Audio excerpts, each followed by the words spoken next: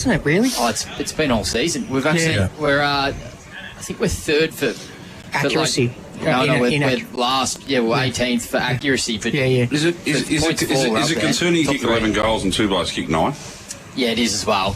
I think there's been a lot of talk about our key forwards and how we've got a lot of depth, but they're quite young, a lot of them. And we saw, obviously, Deere was out with an adductor, and Max Ramsey come in, and I thought he played a nice role. He took a couple of really solid contested marks in that last quarter, but he just wasn't able to capitalise when he had his set shots, and we just need that reliability. And obviously, it looks like Jack Gunson could miss some time with a foot issue, and to see him getting better with age and to be kicking 6 goals and now potentially missing time, it's massive out. And Watson's, if you're able to nullify him for a quarter even, it could go a long way, and he went pretty quiet in that last quarter. And the interesting thing about Gunson is people forget that he was in Brisbane 4 years ago running around the seconds. He couldn't get a game of the ones. Yeah. Well, last season he made All-Australian. He didn't get a game for the first 2 weeks, which is pretty remarkable. Come back and was on the minimum contract to come back to Hawthorn, and now he's leading the... Is he leading the Common? Yes, he's in front. Is he in front? Oh, yeah, he got in front. King plays today. Oh, of course, yeah. Obviously, there was Connor Nash had delayed concussion symptoms, so he will miss next week.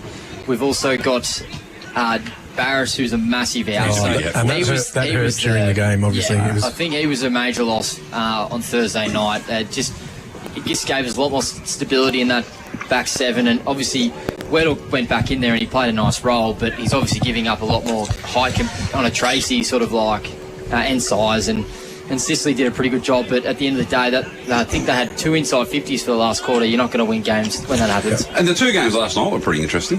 I watched the Bulldogs game.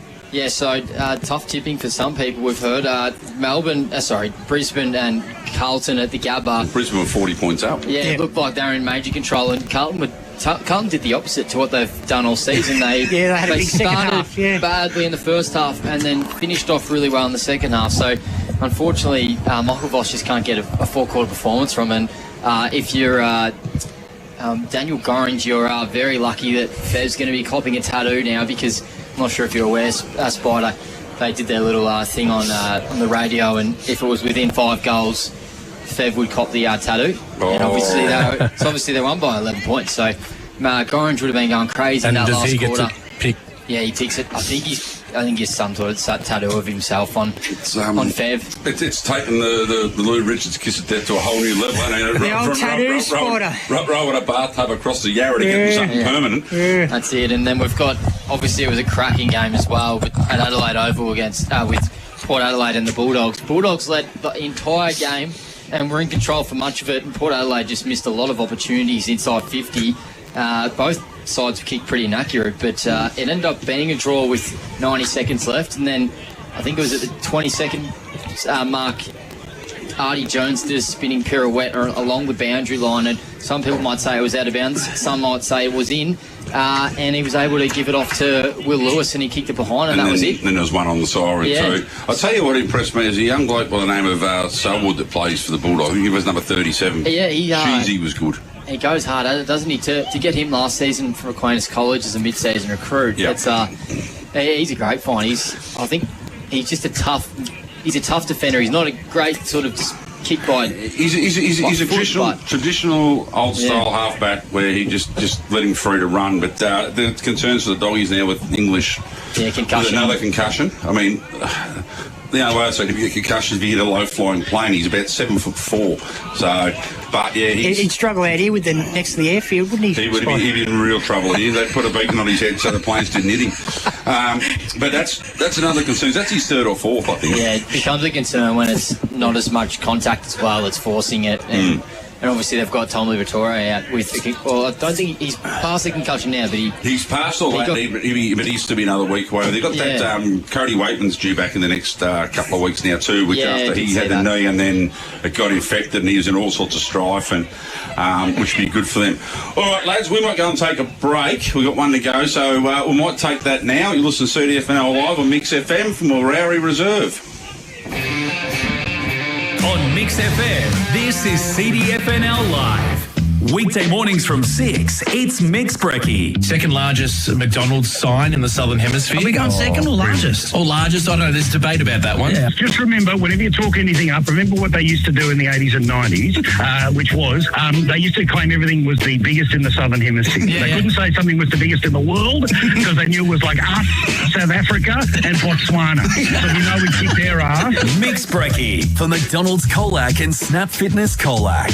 Mix FM. Spoil Mum this Mother's Day with Ray Croft. She'll love cosy knitwear, snug Ugg boots, beautiful homewares, maybe a new outfit. The team will even wrap it for you. Or give the gift of choice with a gift card. Ray Croft, Murray Street, Colac. Your club delivers on the field. Thinkwater Colac delivers solutions, serving the southwest for over 25 years. Irrigation and filtration systems, pumps and rainwater tanks, and your local experts in solar pump systems. At Thinkwater Colac, they do water well. Palmer, Palmy, Palmu. The Union Colac is now doing $23 Palmers on Wednesdays. Palmer, Palmy, Palmu. Get a hump day Palmer for lunch or dinner. Plus, the Union is now open for lunch and dinner Wednesday to Saturday. The kitchen is all about fresh, modern pub fare made to share. Perfect for groups, game days, or casual dining. So grab a booth inside or head straight to the beer garden outside. See what's on unioncolac.com.au.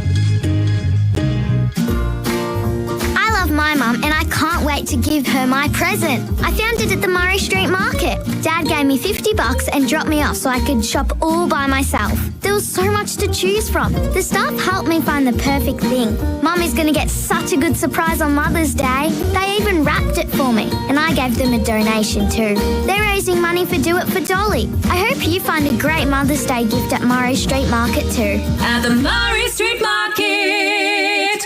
Immerse yourself in markets, music and arts and find something special this Mother's Day at the Meet Me in Beery Market this Sunday. From 9, browse an array of stalls offering fresh produce, cakes, the popular French pastries, hot potatoes, cheese, meat, pasta, olives and chocolates. Barbecue run by the Birregurra Men's Shed and music from the Hip Replacements, along with the Mother's Day raffle. The Mother's Day Market this Sunday at Beery Park. Gold coin donation on entry appreciated. Meet Me in Birregurra, proudly supported by Acciona. meetmeinbeery.com.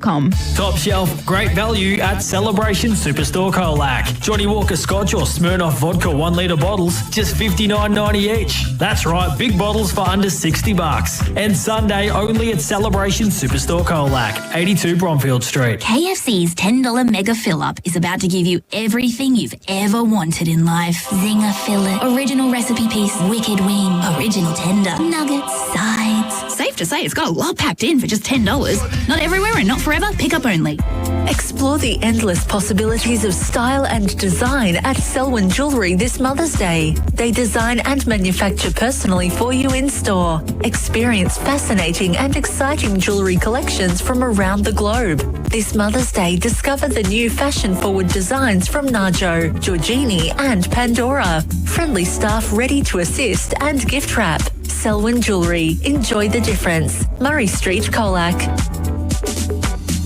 When water is running low, Richardson's Water Cartage delivers. Water tank refills for home, stock and commercial, providing clean drinking water across the district. Fast, dependable service and local experience you can trust. Richardson's Water Cartage. They have the H2 know-how.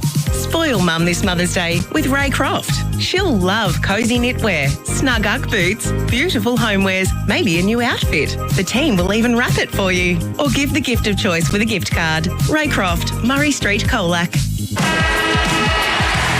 Thanks to Echidna Built. It's the Pregame Show on CDFNL Live. And we're back. CDFNL Live here from Warrowie Recreation Reserve. Looking forward to a massive game between Irrewarra-Beeac, who currently sit fourth on the ladder with 3 wins and a loss, and Lorne, who are on top with 4 wins, no losses. Reserves, Lorne 6-5-41, leading Irrewarra-Beeac, who are 2 behinds. Gentlemen, we are getting close. We're probably 5 or 6 minutes into the last quarter here, so about 10 or so minutes to go. Looking forward to a good day. Absolutely, Spider. I think it's a perfect day for football. Sorry, the weather conditions really lend themselves to a cracking game of contest. Both teams missing some key players today, so it'll be interesting to see how that affects the way that they both play. But Paul, I think it should be a good game of footy. Yeah, hopefully, yeah. As I've already said, perfect day for footy, so no excuses. So hopefully they both come out firing and we get a really good, exciting game. I think the Bombers get a really good opportunity here to stake their claims as a genuine threat in this competition. They obviously come close against Alvey in the first game, but obviously to no avail in the end. And they haven't come up against a real sort of top four opponent since.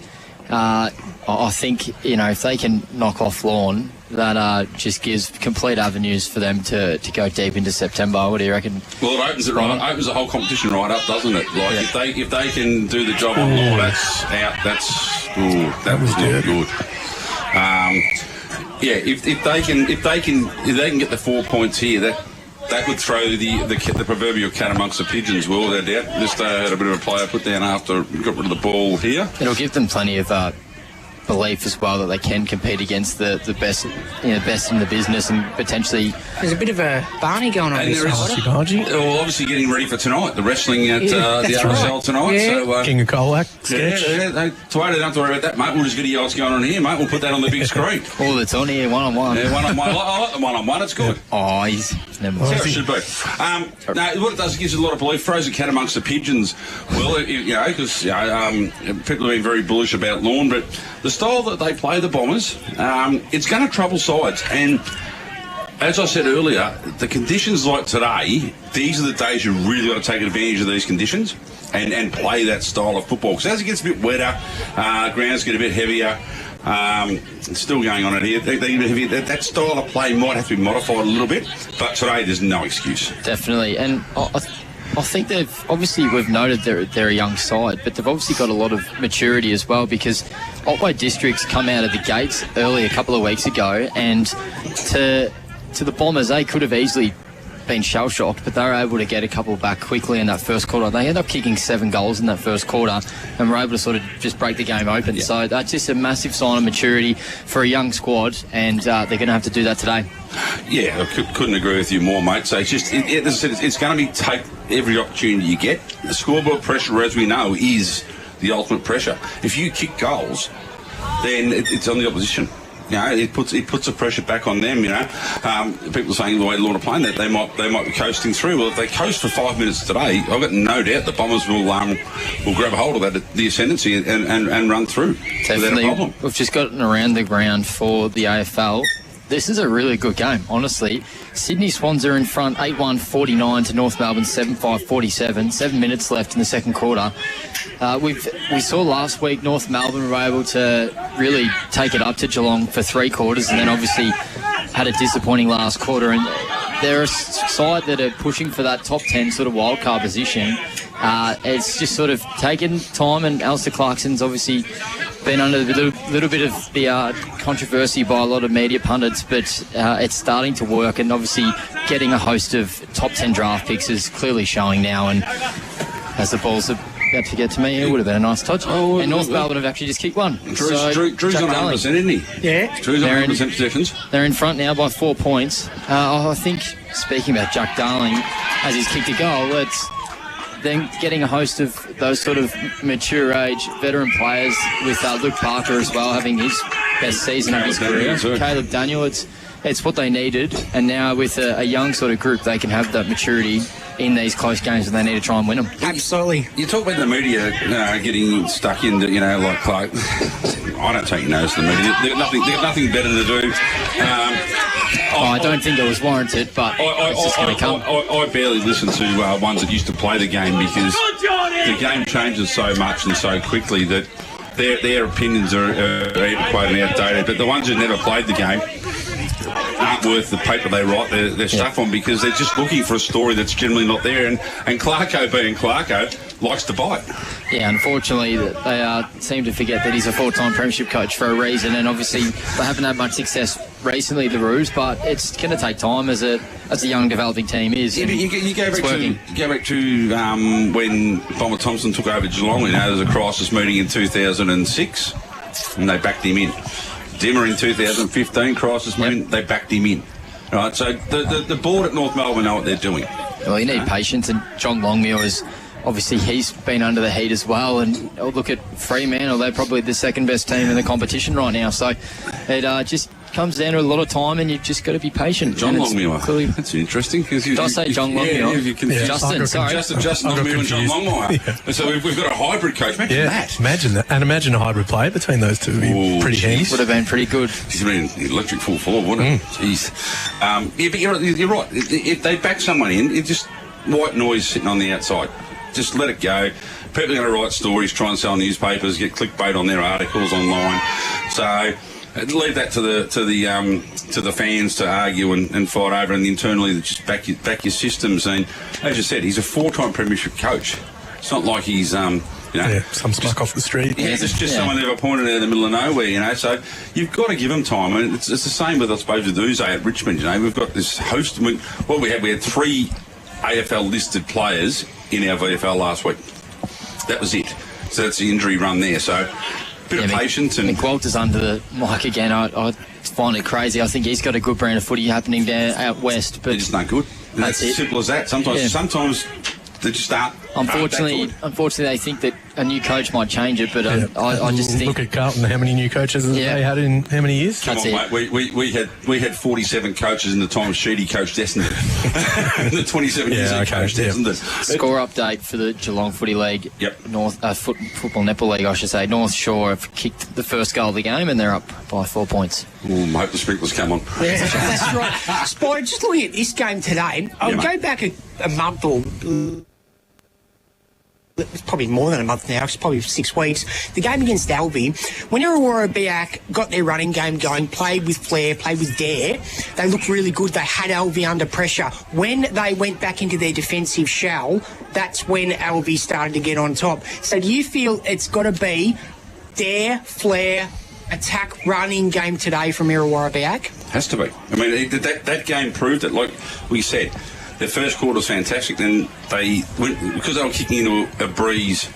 The second quarter, they seemed to go into their shells a little bit and try and play a game that wasn't theirs, and that was that short chipping. And they got stuck in the back 50 for long periods of time, which once you make one mistake, that opens up. Invites the pressure. Straight away, it opens up an opportunity to kick for goal. Yeah. If you're doing around the wings, at least there's 2 kicks to get down there.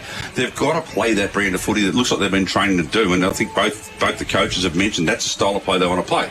So if they take chances, you'd rather see a young side take a game on and make mistakes than not take the game on and just fold like a deck of chairs. Like a deck chair. You don't want to see that, and I think, Will, you've spoken about that even at a young age, some of the level-head maturity and leadership of some of these young blokes, I think that's the way they're going to attack it, because that's the way they want to play. And so with Cooper Stevens out, someone's getting a chance now to step up and take that role on. So they've got to attack. They have to play that brand of football. I don't think they've got a slow build-up style of play in them at the moment. Doesn't look they've trained for it. They said come winter you might need to adjust the way you're playing a little bit, but I think today, nothing to lose, mate. It's round 5. Said it, if they can knock off Lorne, well, they certainly go up to top 2 calculations. One thing I did notice about the Anzac Day game, from Lorne's point of view, they have a host of left footers, and they like to use the boundary. They tried to make their ground bigger at South Colac. Hawthorn 2008. Yeah. The Jew factor. Yeah, honestly though, it was...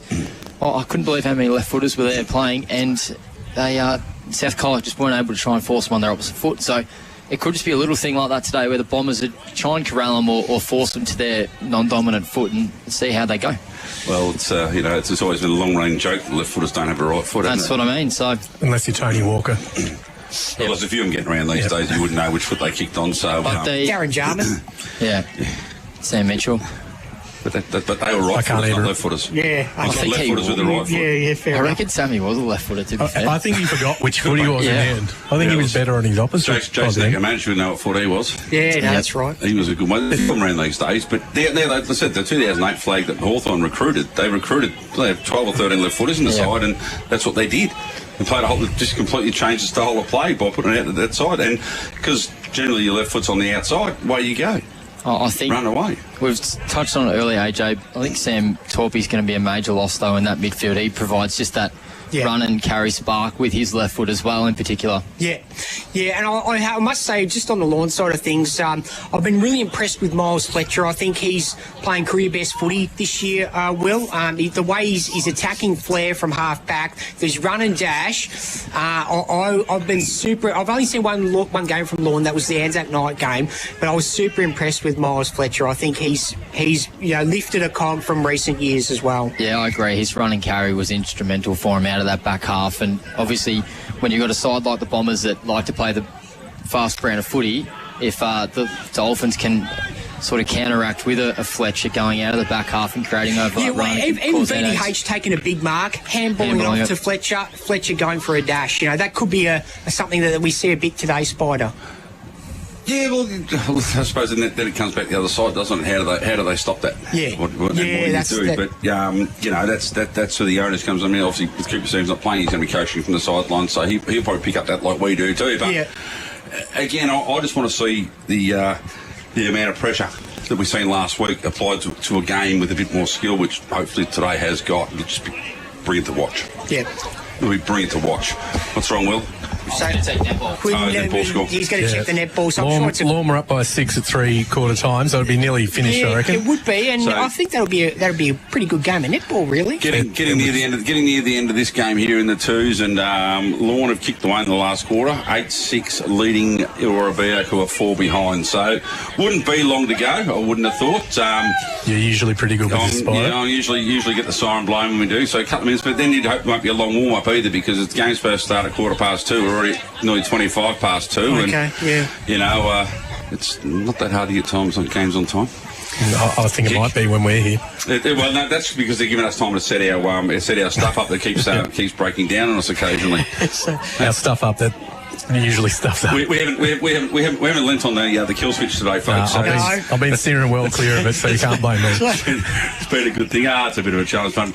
Look, all we can hope for today is that they both play the brand of footy that they want to play in September. And that's what you want to see. You want to see two styles of footy, whether they're the same, they're different, whatever it is, going head to head and see how sides react.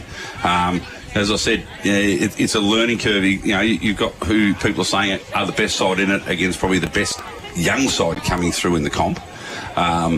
What both sides can learn from each other and what they can take away. So I'm looking forward to a cracking contest, mate. Obviously the battle in the middle decides who gets first use of the ball, as normally happens. So looking forward to see how that all plays out and how they rotate their three. If they rotate the three through the middle. Yeah, Paul, a couple of weeks ago, I was really impressed with young Mitchell from Lorne, the big ruckman. I was too. Yeah. I thought he's been a really good pickup for Lorne. Oh, he was playing in the twos last year, wasn't he? All season, I think. Well, he's coming to the side and he's fitted in beautifully, and it gives James Hughes a real chop out to just play forward all the time. And maybe Hughes, he always wanted to do that, and he didn't like so much playing in the ruck a lot. I'm not sure, but I'd say it's a lot more fun kicking goals than have someone try knee in the ribs. Yeah, that's right. So Hughesy can sort of spend most of his time up forward, and you've got Mitchell in the ruck, who's looking. He's a really good size, and he was excellent against South Coast. So where did he come from, Mitchell? I'm not sure. Was he from the Victorian Amateurs, Paul? That might have been him. Drewy had all the intel, didn't he? I thought he was from the BAFA. And then he played twos all last year. Yeah. And his leap, like in the set bounce, he was very impressive, very athletic around the ground. Because I heard you speaking about him, and so I'm looking forward to seeing him play. You might be able to see him from out the window here. He might be jumping too high for you. At least we can open the window, mate. But with Irrewarra-Beeac, obviously they've got Grigsby and then he played at Collegians in the Collegians. They'll have McGuan swapping in the ruck as they did have in the past, but then the problem with that for Irrewarra-Beeac is McGuan's a good target up forward. He's very lively up forward, so he's sort of robbing Peter to pay Paul, not me, but the saying. So it'll be interesting to see how they handle that, given that Lorne have got so many ruck options and also like athletic rucks who can, basically another midfielder. Yeah, it does. It does. Yeah, like you said, that they have those they have a fair spread of players. A bit like Imps do. They've got 2 or 3 they can run through the genuine ruckman.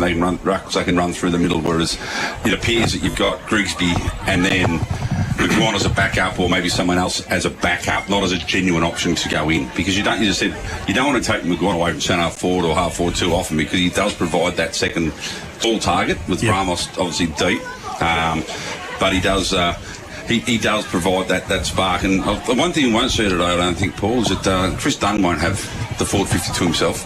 But you might. Let's see. Let's see if he showers or not. I don't think you're going to have that luxury this week. But yeah, he might fly under the radar. Who knows? Well, that's it. When you've got that many options, height-wise, it does make for an interesting contest, and interesting to see what Irrewarra-Beeac do and how they do try to combat that. So both sides are working their way out into the ground. Now Lorne doing some stride through the middle. Irrewarra-Beeac just come out into the ground. So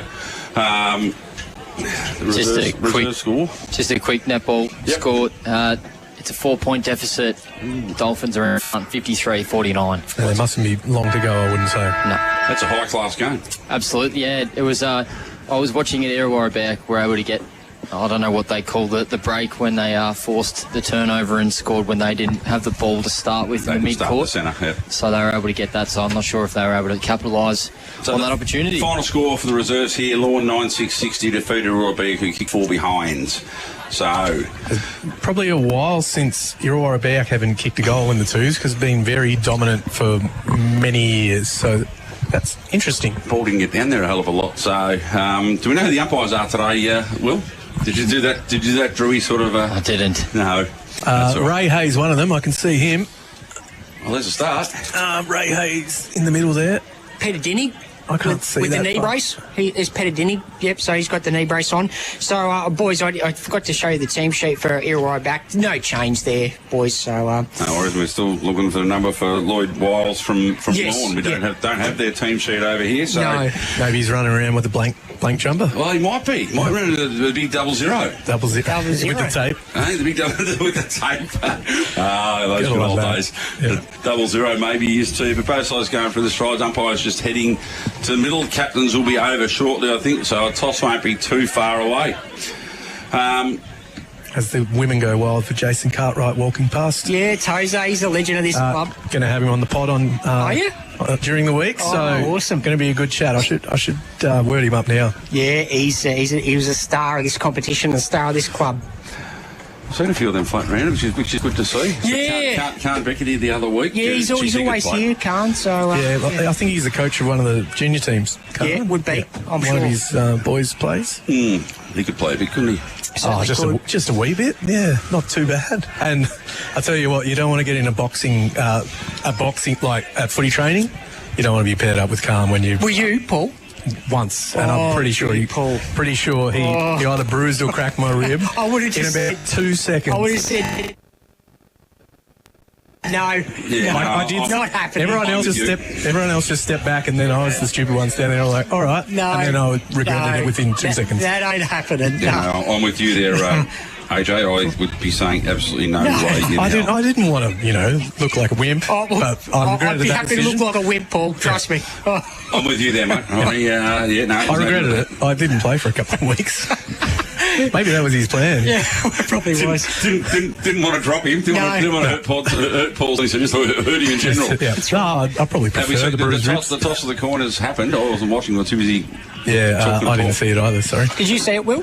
No, I didn't actually. Okay. Somebody won and somebody lost the toss. So we'll find that out. One side's kicking one way, one side's kicking the other. So we'll find out soon enough anyway. So the other umpire might be is it Mark Rob? No, it's other guy Rob. It's hard to tell with that. Certainly Ray Hay and Peter Diddy. Yeah. Okay. Anyway, hopefully not too long till we get underway here. We're sitting on the 2:30 now time now, so just another one of my favourite things about game starting on time. It's not that hard, is it, to get it all sorted? I wouldn't have thought. You've said that twice now, and I keep saying it must be, because it happens every week, doesn't it? It does. I reckon Wiles is 11. 11? 11? Well, I don't have an 11 here. Long so sleeves. Well done, Will. I love that. Long sleeve too, so that's a That's good. He's already a winner in my eyes. No, you've done well, Will. You've done well. Yeah, that's why I didn't see the toss of the coin. Yeah, no, there's a few of them. Look how long there's long sleeves. I mean, 1, 2, 3, 3 or 4. There's a lot. Yeah, Brian Henderson always wears long sleeves. They look good, the Lorne long sleeves, so they do. Why not? Might be a bit dusty in them though. It's the dark. Same. By the way, look good to see another. Good to see young Zach Wills wearing the long sleeve 36 too. Yeah. For Irrewarra-Beeac. It's good number to wear long sleeve with AJ. Yeah, I think you might know someone who used to do that, Spider, back in the day. Back in the day, yes. But there's a few from both sides, which does surprise me because it is a beautiful day for footy. And yeah, well, Charlie Morrissey's got the sleeves pulled up a bit to his elbows, but he's another one who always wears the long sleeves. Yeah, that's the thing. It didn't look pretty off the boot, but she went straight through. So it's looks like kicking goals that way. The other window was kicking all right too. So it looks like a fairly even contest with a very minimal breeze. So just waiting for the sides to move to finish their warm-ups and move into position to get the game started. Getting a million people texting me. The field umpires, Ray Hay, Mark Robb, Peter Dinnick. There we go. So Mark Robb, so Paul was right. Paul was right, yes. Our friend Paints has sent that one in. Paints. On your Paints. He's a legend, Paints. Sent that through for us, so he's listening in intently. As they're just waiting now. They're hopefully finishing up their warm-up shortly. Yeah, the interesting for me, I think, is what's going to happen in the forward line for Lorne with the back line for Irrewarra-Beeac. As we spoke about, Cooper Stevens not playing and who's going to get the roles, the run with roles. So, all right, boys, let's go on to predictions for today. Tip margin of first goal. Yes, mate. Okay, we start with me. Yep. Lorne by 20, and first goal kicker, Big James Hughes for me. Rightio. Will?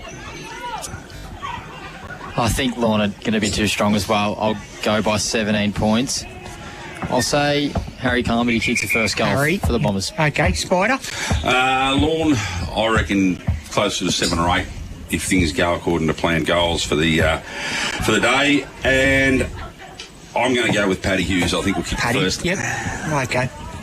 So, look, I'm actually looking forward to seeing this game. It's just going to be a cracker. I think it's at both reasonably young sides, some wise old heads, but both sides are reasonably young still.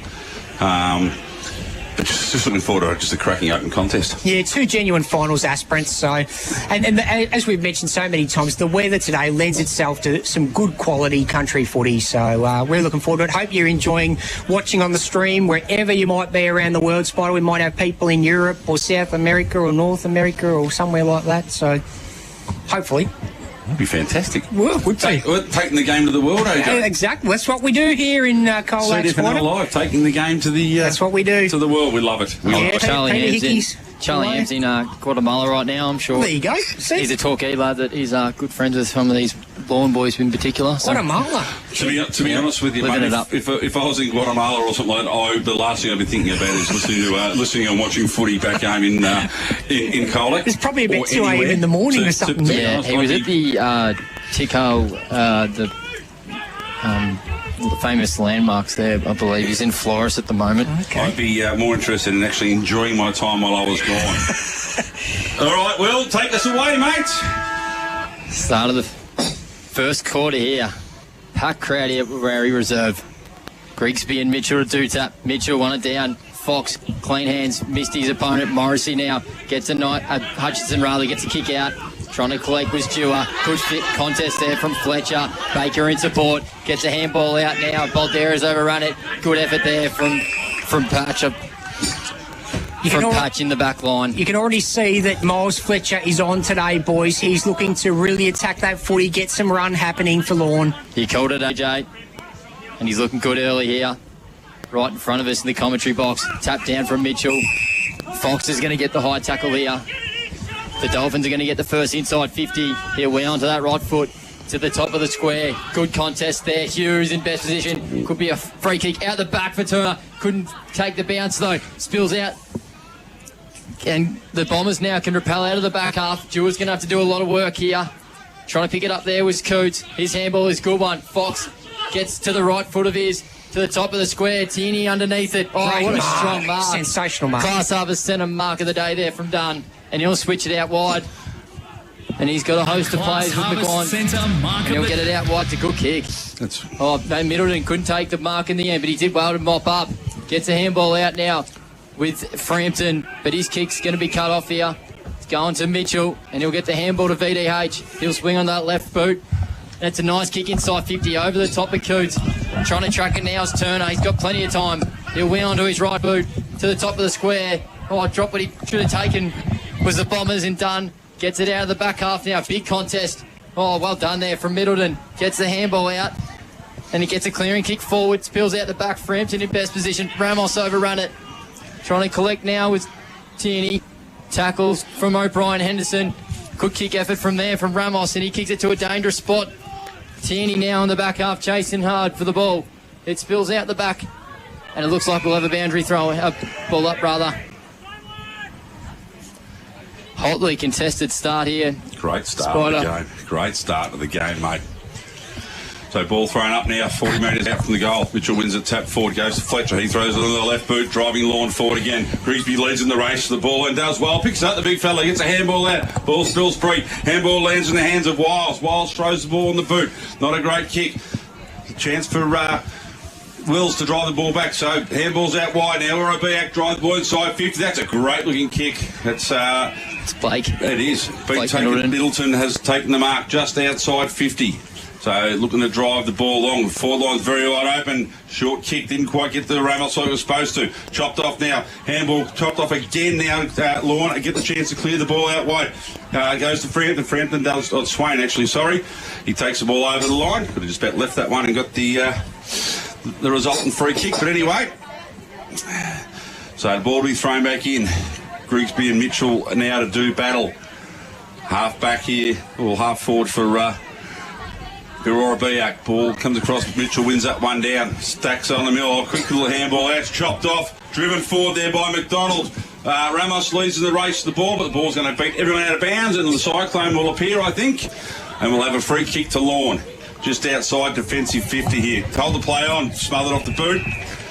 And we'll have a boundary line throw in. Just quickly, we've got a 47 for Lorne, so not sure. There could be two Wiles. Well, could There's an 11 and a 47, so someone could have changed numbers potentially. No, well, have a look at your thing, AJ. Have you got a 47 on there? I don't. The ball comes in now. Umpire's picked out a free kick here. And it looks like it's going to go to Mitchell. He moved the ball on, but it's been asked to take it back again. So obviously holding the ruck there. So Mitchell with the ball now. He brings the ball right across the face of goal here and finds a Turner. Turner with a bit of time, swings on the left boot. He moves the ball along to O'Brien Henderson. He can just run now. He looks long down the line in front of the commentary box, goes in short. It's a beautifully measured kick and lands in the hands of VDH.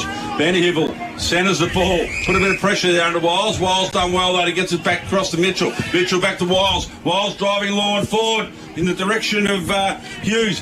Goes over his head, leads in the race, taps the ball to himself. Was the first one, takes off from the Peter Hickey aerodrome. And ball in the hands of Dunn now. Dunn driving Irrewarra-Beeac down the line here. Then the ball, McGuan couldn't quite get to it, but did get a hand to it, so it takes the ball out of play. We have gone 5 minutes here, thanks to Richardson Real Estate. As you can hear the plane right in front of us. What a spectacle here for Warrowie Reserve. Pete Hickey absolutely would be. A true centre for wing on the far side. Grigsby with a nice tap down. Oh, Hughes twisting and turning through the traffic, and it's a good kick inside to the top of the 50. Spills out the back. Coots couldn't kick it up though. Nice handball there, out wide to Frampton, to Jua rather, and his kick is a good one to Morrissey. Did well to pick up there was Blake Middleton, back to Jua, kicks it, it's a nice ball. Underneath it was the Bombers though. Good contest there from VDH. It spills out the back though. Ramos trying to pick it up. Good pressure there from Turner, and he gets it out to O'Brien Henderson, and the Dolphins can get out of the back half here, and it's a good ball to Coots. And he'll wheels that left boot right in front of the commentary box. Good contest there from Stonehouse. Happy to concede there was Wills. And we'll have a boundary throw in.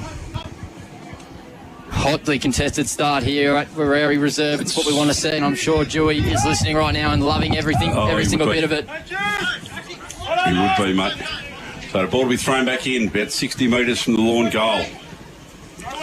Mitchell in front there. Grigsby uses the strength. Probably got held there, but got away with it anyway. Ball comes out now. Hutchinson's handball was not overly effective. Umpire said free kick.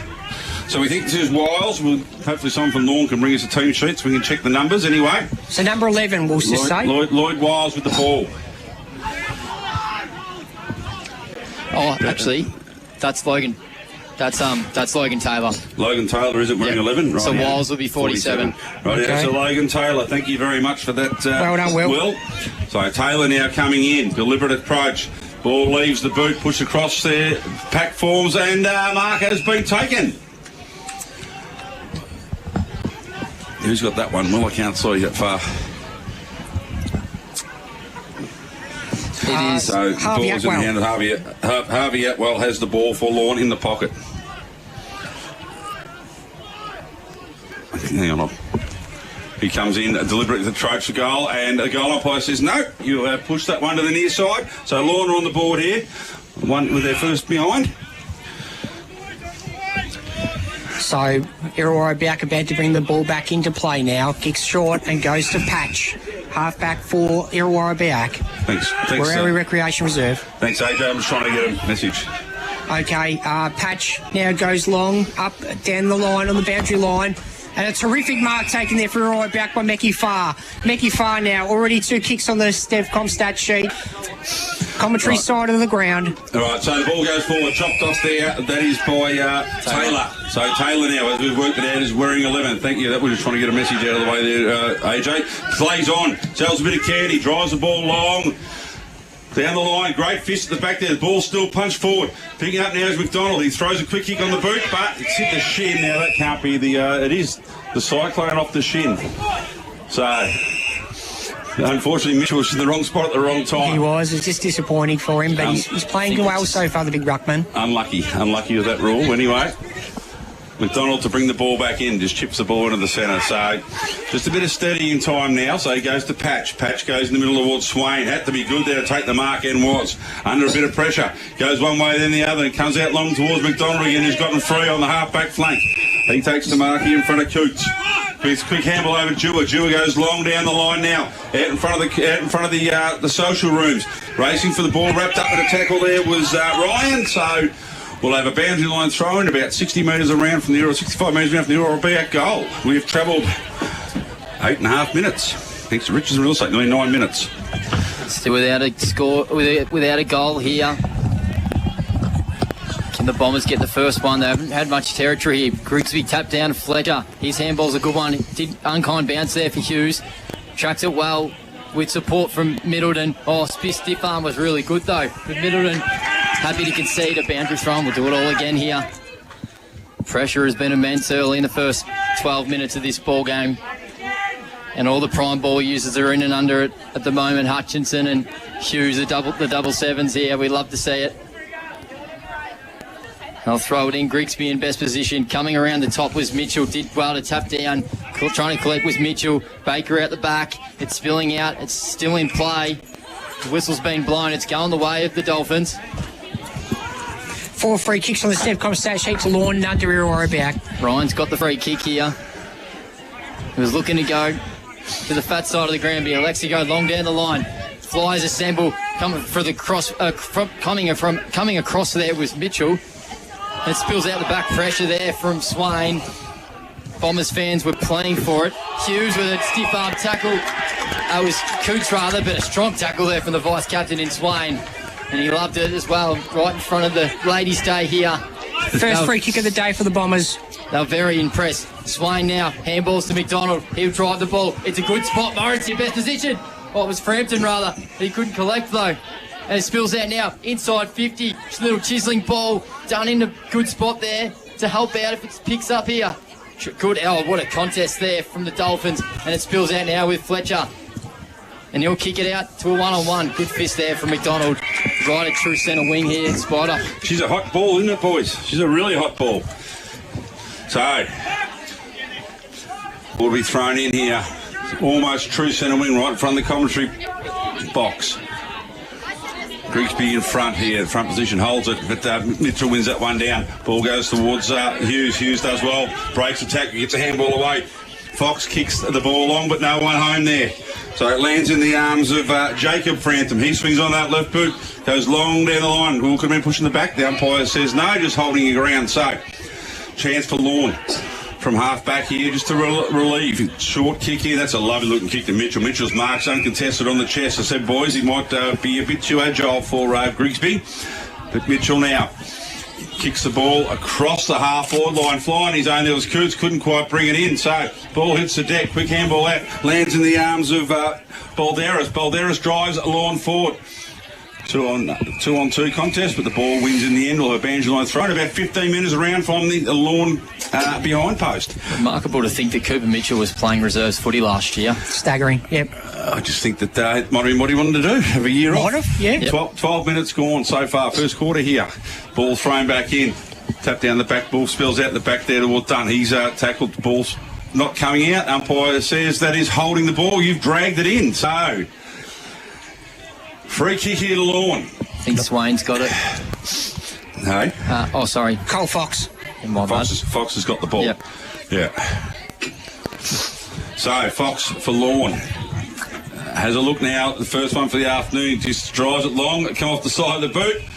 Floats on the roof of a visiting car over there behind the fence, and we'll have a relieving kick coming back the other way for Irrewarra-Beeac. As I said, 12 and a half minutes gone here.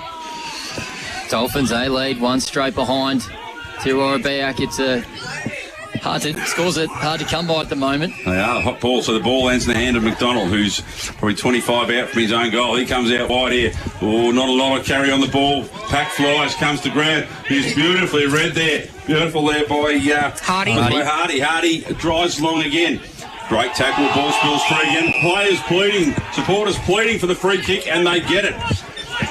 So lands the hands of Frampton. He just plays on. No one's standing on the mark. So he's got all the time in the world. Sells a bit of candy. Runs on the one way. Gives a handball across. Hardy spills the ball. But anyway, he's got support. Oh, it can be too high. So a little bit of untidy patch of play there. And Lorne with the relieving free kick from deep in defence. No switches on. So coming long down the line. In the Coots Mitchell direction. Mitchell flies. Ball gets over the back. Comes off Grigsby's knee. Hughes handballs the ball up to Fletcher. Fletcher drives the ball long. One-on-one contest. Could have been a free kick there. The umpire says yes, it is. He's playing on. And away he goes. Running to the open goal now is Hughes. Hughes kicks the first one. Who said that? That was he, wasn't it, AJ? Yes, it was. Big moves, boy. So I missed that. I missed the pre-game. I picked Hughes as well. There you go. Oh, there you go. It's all clear now, boys. Whoever wins, that's who you pick. One goal, 1-7 Lorne. Irrewarra-Beeac yet to score thanks to Greg Farm Machinery, and we have travelled 14 minutes. Richardson Real Estate, time clock. It looked like no one was going to kick a goal for the first quarter there for a while. It wasn't pretty, that passage of play, but Lorne just worked the ball forward really well on the commentary side of the wing, and it was well done in the end. Hughesy got the free kick, Spider was able to play on and capitalise. That's what you got to do as a full forward. Probably far just outpointed with a bit of body strength there, and felt the only option was to grab hold of him, and did blatantly. So the ball back in the middle now. McGuan's gone in. Mitchell still wins that one down.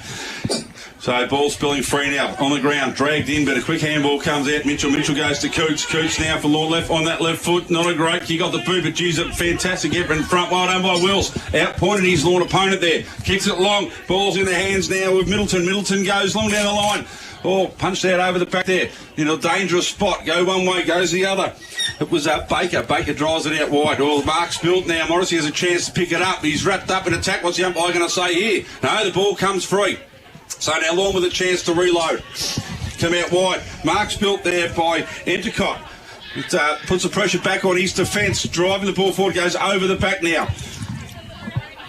Ball finds Middleton. Middleton swings on the right boot and has just missed. So the first score through for Irrewarra-Beeac is a minor score off the boot of Blake Middleton. Just some uncanny, uncharacteristic fumbles happening out here at the moment. The sun's getting in the eyes of people. It's slingshot footy here, and it'll be interesting to see which side will decide to control the footy here as VDH kicks the ball out of the back half. With that wind breeze is starting to pick up a little bit here. McDonald, a little chip ball over the top. He's going to have to play on his Middleton, and it got cut off. Good contest there. McDonald tackling. Underneath was O'Brien Henderson. Mitchell to do battle with McGuan. Tap down from Mitchell. Fletcher's can pick the footy up if he's clean. Well done there from Coots. His handball was a good one. Endicott now clearing the ball forward, but they're well set behind the ball here, the Bombers. Stonehouse, he wanted to go laterally, elected not to. And he's going to try and control it here. He's got Swain for a handball receive, but elects not to go to him. He has Middleton short. Now he's forced to his right foot, and he handballs now. Dewar on that left foot. It's a good one. Hutchinson fisted inside 50 was an interesting option. Trying to tackle now was Frampton. I don't know what the go was there. Maybe it was touch off the boot. With Ryan. It was Hardy, rather. Still a territory game here for the Bombers. Tap down from Mitchell. In best position was Coots if he's clean, and he gets it out now. Clearing ball there from the Dolphins. Through with it. Coates it was. And they're going to repel now the Bombers. One-on-one. Hardy in the best position. Couldn't take the mark in the end. Strong tackle there from Coates. Umpire says ball. It's going the way of the Dolphins. Coates did well to control it underneath. And he gets a clearing inside. Little Chisler to Fletcher. And his kick is a good one. And he's got Hughes. And Hughes can square it up now to O'Brien Henderson. And they're running in waves here, the Dolphins. And what a chiseling ball. James Hughes, if it sits for him, he's got the best position on fair. Can he twist and turn? He shapes the ball inside 50. What a kick. Brilliant. And he finds his man in Balderas, and he should have kicked this goal point blank range and give the Dolphins their second score of the game.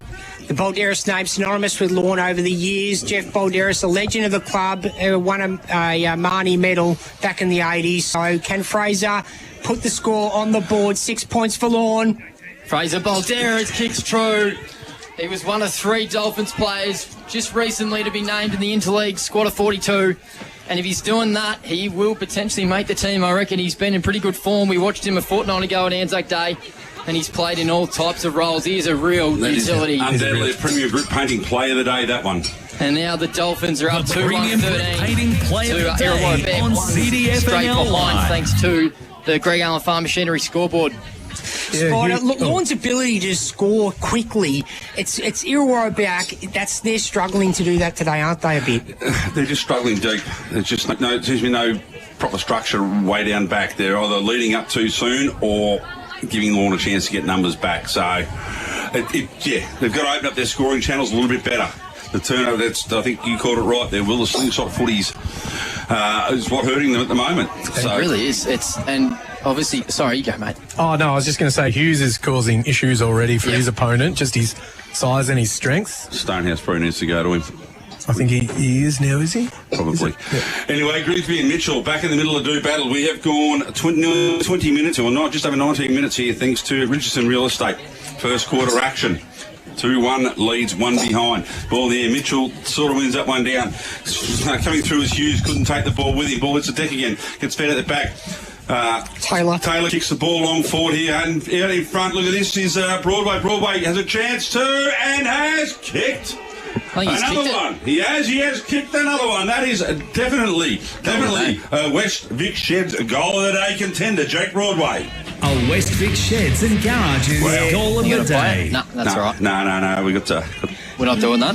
No, but that was an impressive play. Logan Taylor straight out of the centre, long kick, and Lorne on it, well, right off for the bat. Yeah, that's it. Logan Taylor's a classic player. He's able to kick on both sides of his feet, and obviously we mentioned in the pre-game he played a game a few weeks ago for West Coast Reserves Waffle, so that just stakes the claims of how good this player really is for the Dolphins. Back in the middle again, Grigsby will battle with Mitchell. So ball in the air. Mitchell jumps over the top, does it, and now straight down Taylor's stroke. He tries Lorne forward again. That man Broadway leading the race to the ball. He's got his opponent there with him in Andrews. Andrews done well to force the ball out towards 50. Diving on top, what's the umpire said? Did he drag it in? Umpire said, yes, you did. Can't dive on the ball. Frampton's got the footy. So Frampton has the free kick just outside defensive 50. So just need to steady up for a couple of minutes here, the Irrewarra-Beeac boys. He spears one in the middle towards his captain Hutchinson. He can't mark the ball. Lands in the hands of Hughes. Hughes on the left foot. Puts it out in front of Atwell. In front of Atwell again. So Atwell fighting hard. Keep the ball in. Done well here, the Lorne boys. Irrewarra-Beeac holding it up. What's the umpire going to say?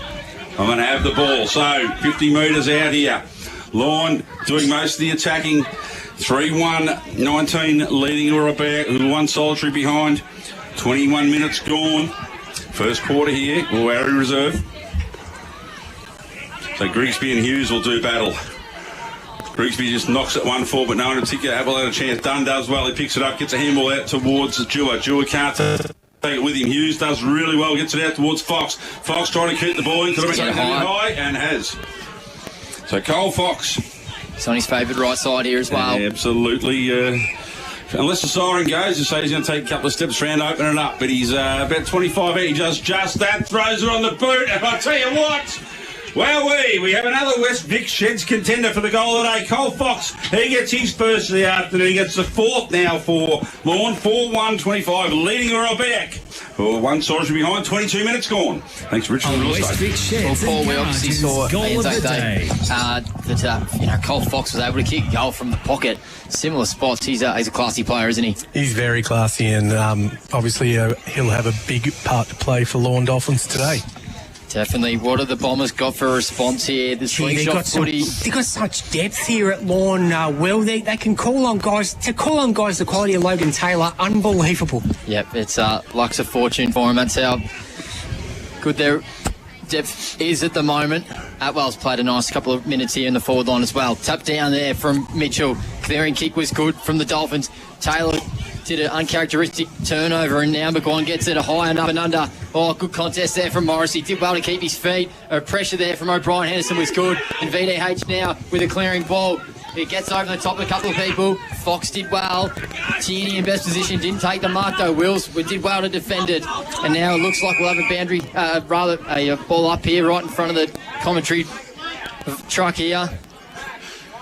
Just trying to contain the ball here of the Bombers. Tap down from Mitchell, slap forward from Bombers. Fletcher, it was in two minds with his teammate and ends up getting the ball on his left foot here. Good contest there from Matwell. Fisted strong from Wills. Right in front of us here, lads. It's a good start from the Dolphins here. They've been able to take their opportunities in the last 5 to 7 minutes in front of the scoreboard. Won't be long to go, mate. I don't think. Hasn't been in the highest scoring first quarter. That's it. So the ball in now. Grigsby in front. Mitchell works his way there and wins a tap down. Running onto it is Taylor again. Gets a handball through. Puts the team under pressure, but the ball lands out the back again. It might be too high again. So Logan Taylor will get a free kick.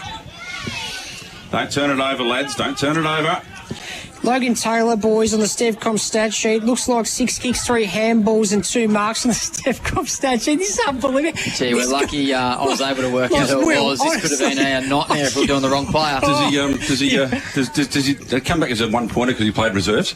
That's how it works. Anyway, Taylor, 25 metres out. Probably a 50 to 60 degree angle, deliberate approach. Ball leaves the boot. It's gone up high. Does not move. And Lorne have their fifth. And you're right, Will. Fantastic. 5-1-31, leading Irrewarra-Beeac, 1 behind. Greg Allen, Farm Machinery scoreboard. We have gone 24 and a half minutes. Thanks to Richardson Real Estate. He is a 1-point player. I'm pretty certain he's played here. I think he played here last year, but we obviously spoke to Sam Torpey after the RSL Player of the Match. They're best mates, and they went and did Latin America together. So that's why they didn't play footy last year. So they're 1 pointers, so they went and played for the Guatemala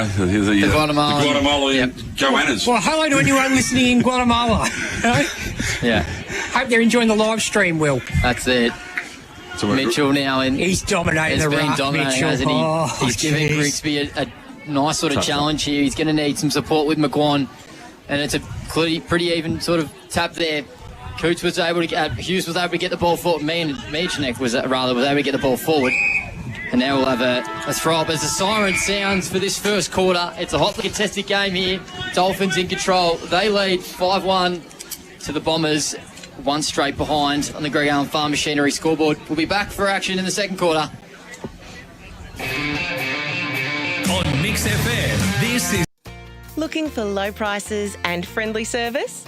Then head to Bloom's The Chemist Colac, your local go-to for all things health. They'll pack your medications for free, deliver them locally for free, and help you save with everyday low prices on all your pharmacy essentials. Need a vaccination? Bloom's has you covered. No prescription needed.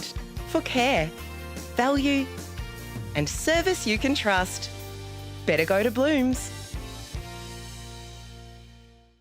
Celebration Superstore Colac, owned and operated by the same family since 2003. You'll find the largest range of beer, wine, spirits and more. Becoming a Top Drop member couldn't be easier, with exclusive member prices and weekly specials. And if you find a lower price, they'll match it. The friendly team knows their drops, loves to help, and will even carry your order to the car.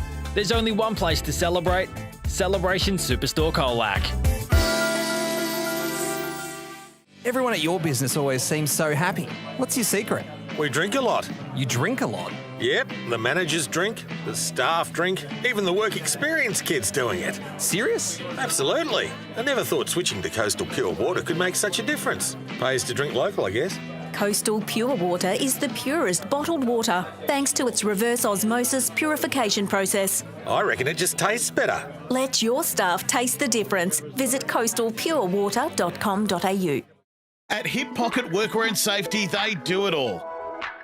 From embroidery to full colour digital printing, they can print any colour, any design on just about anything. Need workwear that stands out? They've got you covered from head to toe.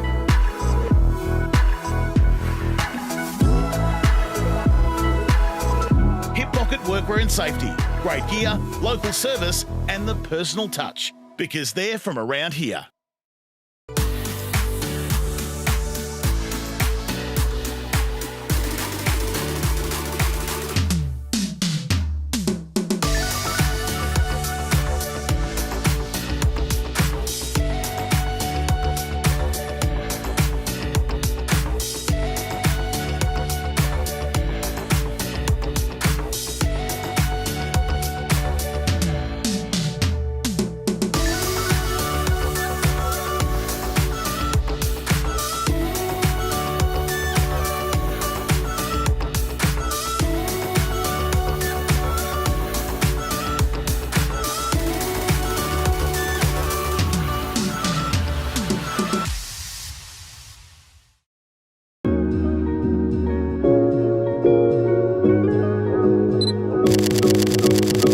Since 2004, Richardson Real Estate has been your trusted partner in the Colac region.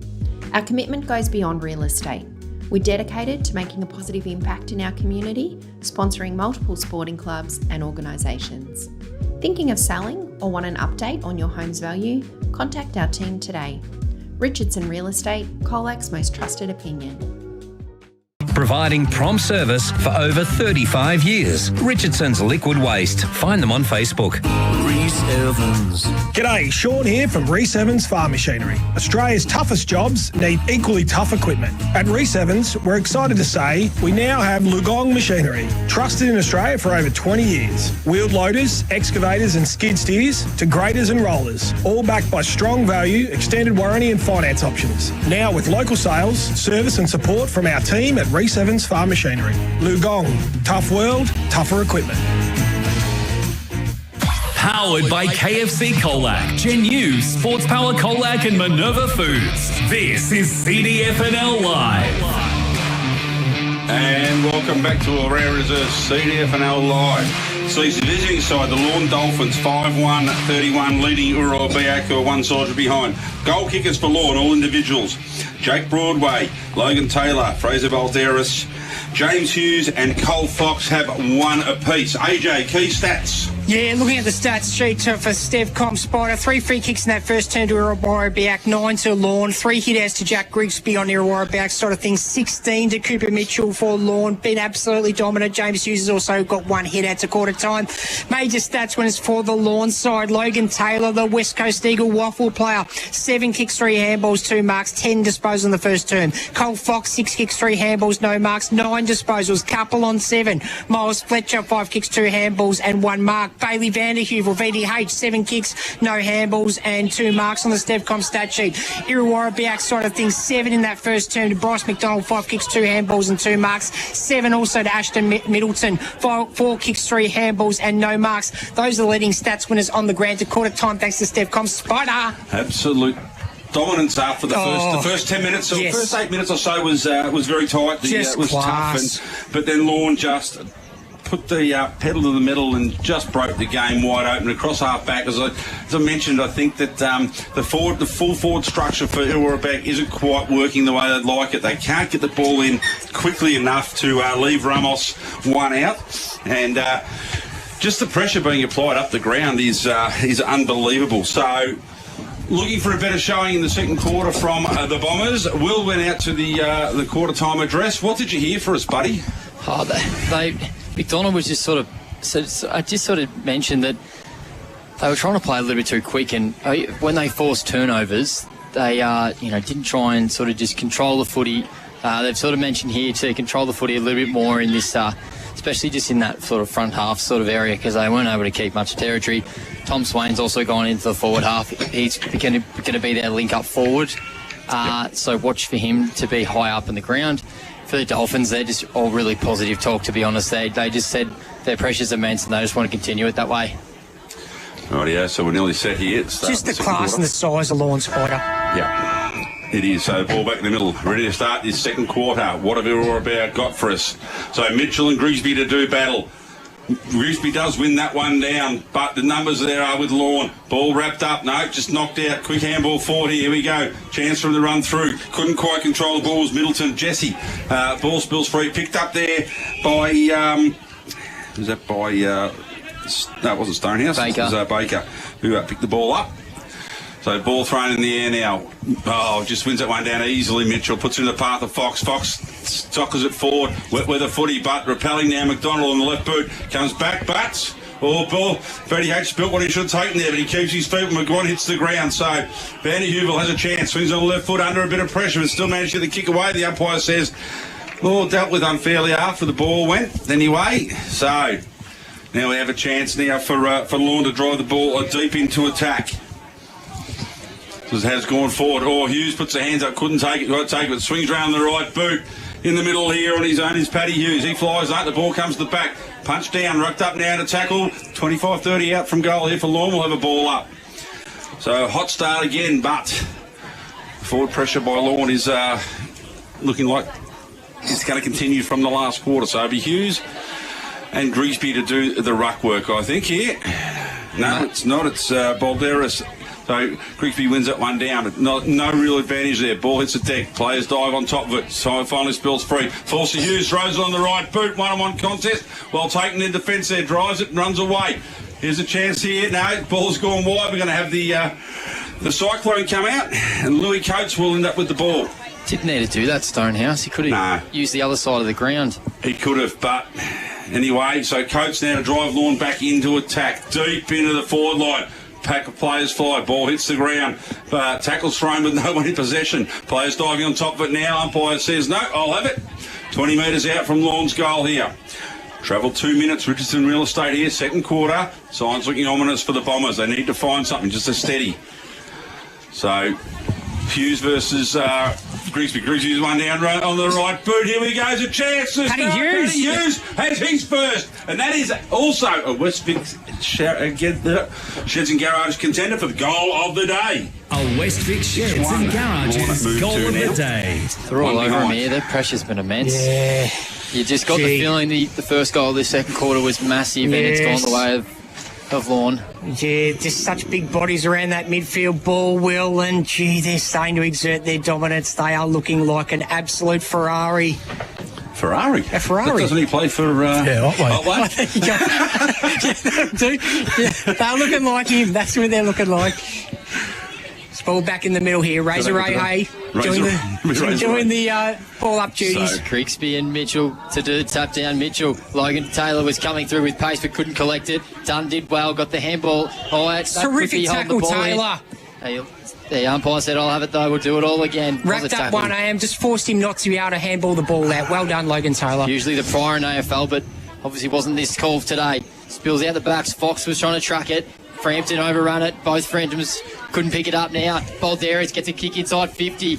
Good spot here for Broadway, rather. He gets a Campbell away. It was a good one. Ooh. Hughes in traffic, and he's going to be pinned holding the footy. Charles Andrews with the free kick going his way, and he just says, let's just control the ball here. Absolutely, that's what they need to do, Spider. Just have some possession, have some time with the footy. He elects to go long down the line. 2-on-1 though, in best position, Mitchell. Tierney couldn't hold on. Turner couldn't hold on. Good strong tackle there from Frampton. The issue there, they'll try to move too quick, and the forwards were out of position before it even settled with the ball for the kick. So they need to hold their leads. Right in front of the ladies' day here, which is a big turnout, which we love to see. Mitchell tapped down him to Logan Taylor. Strong tackle there from Toby Mitchell. Toby Mitchell? Toby Middleton, right? Sorry. The Vikings. Grigsby taps down. That was collect. Trying to pick it up there with Baker. Nice handball to Fox, and his kick's a good one. If Coots can pick it up, though, he's happy to tap it forward. McDonald trying to pressure him. Good tackle there. Coots was able to get a kick about 5 metres, though, and it spills out the back now. Bombers trying to handball out with Stonehouse and Patch, and it's going to be kicked out on the bounds on the full. Broadway just threw it on the boot. Broadway threw it on the boot, so it's going the way of the Bombers, and it's with Wills. With Fair, and his kick's not a great one, but Hutchinson did well to mop up. Out wide now are the Bombers. Oh, what a contest there from Wills. Just paddled it forward to his own advantage, and he handballs to Dewar. Dewar broke the handball. A whistle's been blown. Throw. And it's going to be a throw. It's going back to the Dolphins.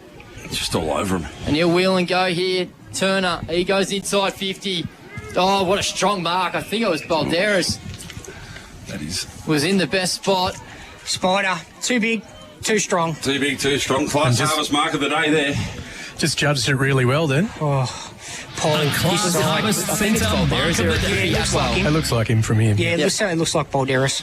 Balderas now to give Lorne the second goal of this second quarter and to open up a massive margin here for the Bombers. He comes in about 48 metres, looks okay off the boot, but it was always fading right. And it's going to be a minor score for the Dolphins. They lead now 6-2 to the Bombers, one straight behind on the Greg Allen Farm Machinery scoreboard. So McDonald drives the ball in wide. Nice looking kick down here too. Good hands in front there, taken by Carmody. Strong. Need more of that now. They're going to control the ball there, Irrewarra-Beeac. The club rooms, in front of the club rooms here. Just looking at his options down the line. Doesn't have a lot of them, so just decides to go long and down the line. Rama's going to fly from the back. Doesn't really matter. They could have given away a free kick. Nose to the umpire. Swain picks it up. Dispossessed. Hughes feeds the ball out wide to Vanderhill. He on the non-preferred right. Goes long down the line in front of Coots. The race is on. Picked up there by Andrews. Andrews done well. Controlled the footy. Goes back to McDonald. McDonald goes down the line. Swain punches the ball away. But it's only to a pot of dolphins, shall I say. Anyway, ball comes out wide.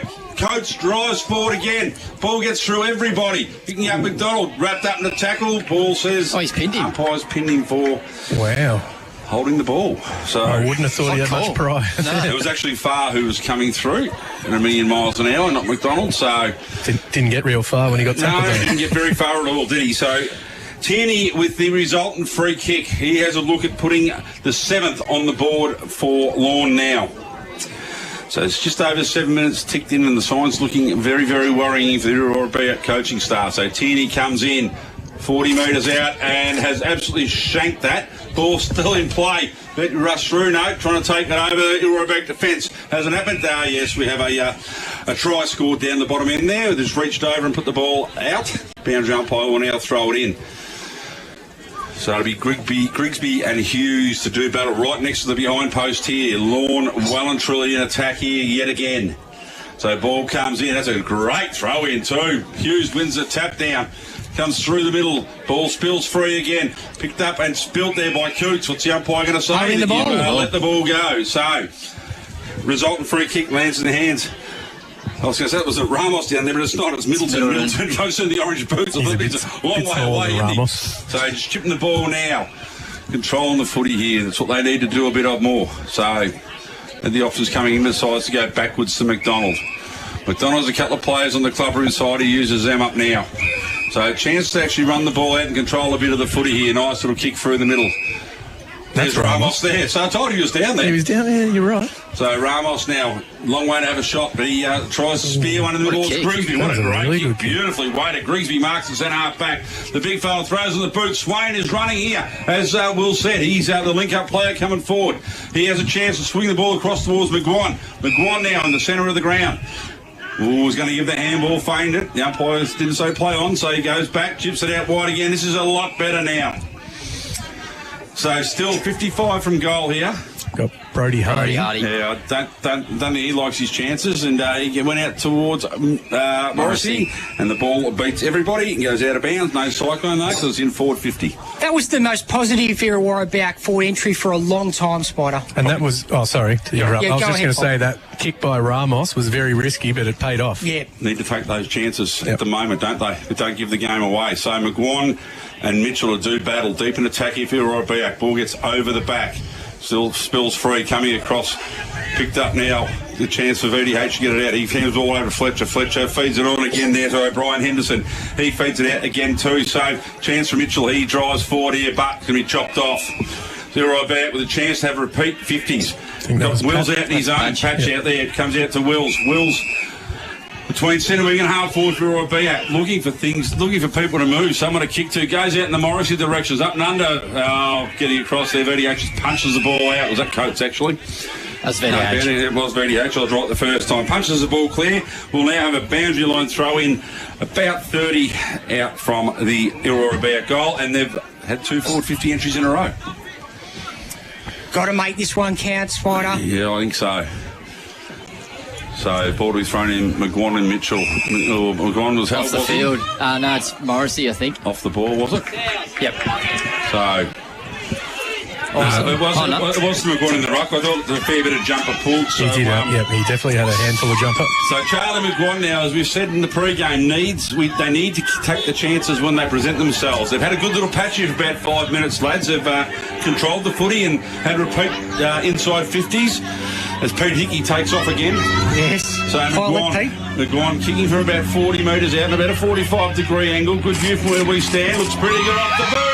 And McGuan has the first one to Jeez, look at that cheer. They move to 1-1. They are trailing Lorne, who are 6-2. We've got 11 minutes.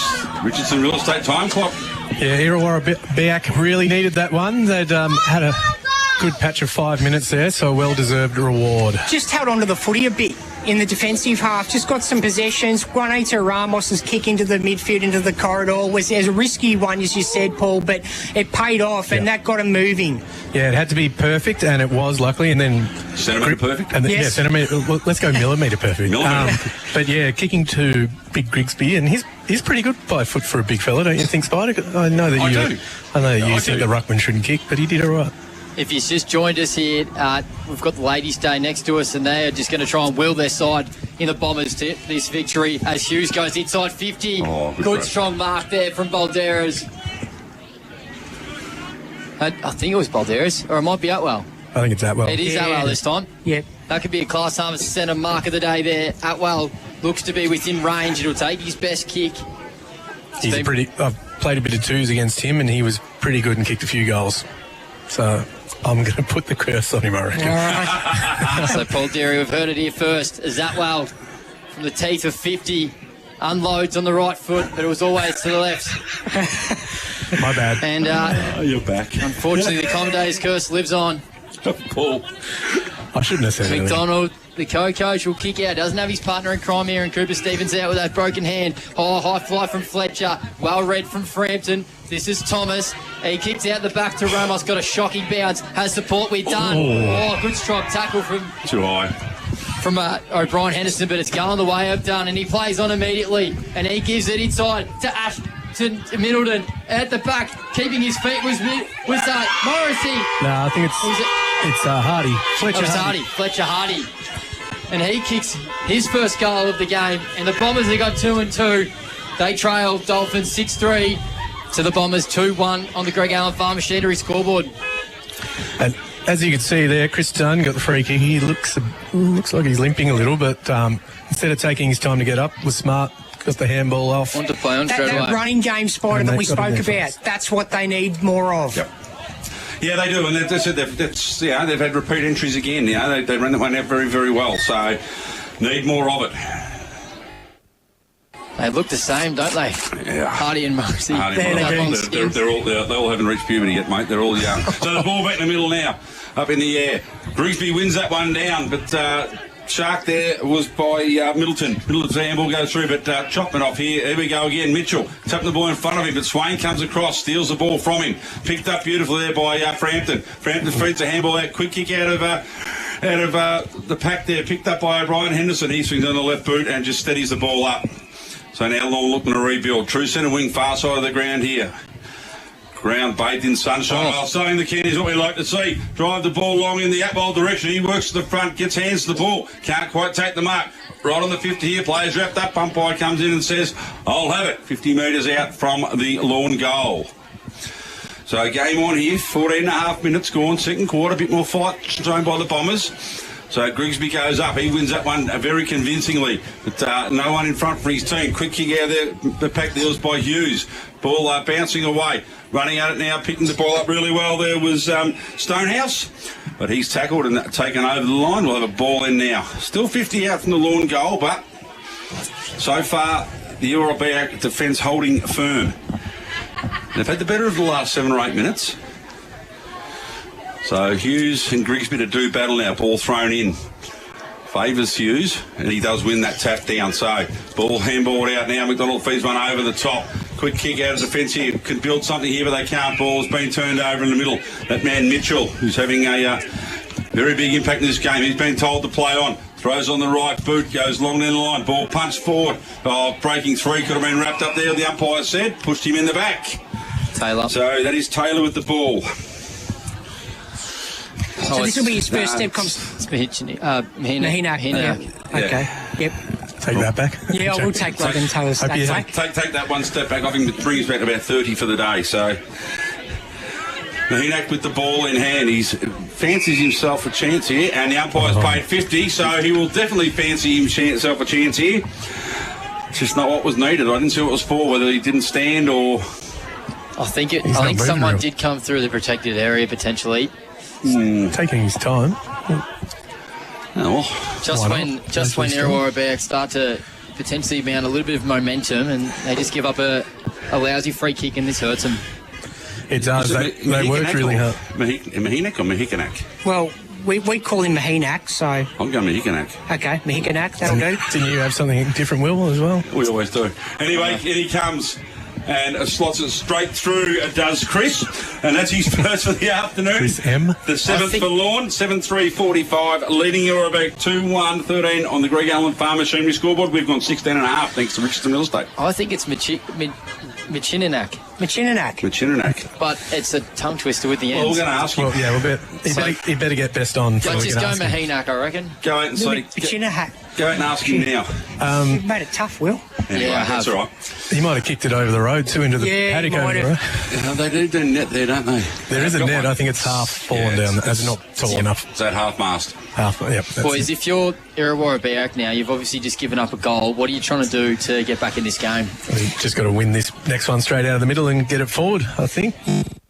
Yeah, well, he's got Max Hutchison in there. He's got a shark. Either Grigsby or Mitchell, whoever gets the hit out, get on your bike, get running. This is what Irrewarra-Beeac, that's their one wood pull. Get running. The issue is that they can't get the ball, and those things like that, which are not intentional, but it's undisciplined. You don't give away 50s like that. So I said Mitchell in the ruck. It's now Balderas in the ruck for Lorne. So this is a chance for Grigsby. Do something. Win the hit out. Grigsby, Balderas. Balderas jumps over the top, wins that one down, goes to Paddy Hughes. Hughes driving the ball in the coach direction. Might get over the back. Atwell trying to run it, or ball's knocked out free. It does really well there. Turns around there. And unfortunately for Mahinac, he's pinned for holding the ball. So ball driven long now, or one-on-one contest. Ball's going to get over the back. No one's touched it yet, so no lasso coming or no cyclone. Wrapped up in a tackle. Ball spills free. Frampton done really well there. What's the umpire going to say? Too high. So Frampton now on the half-forward flank has a chance.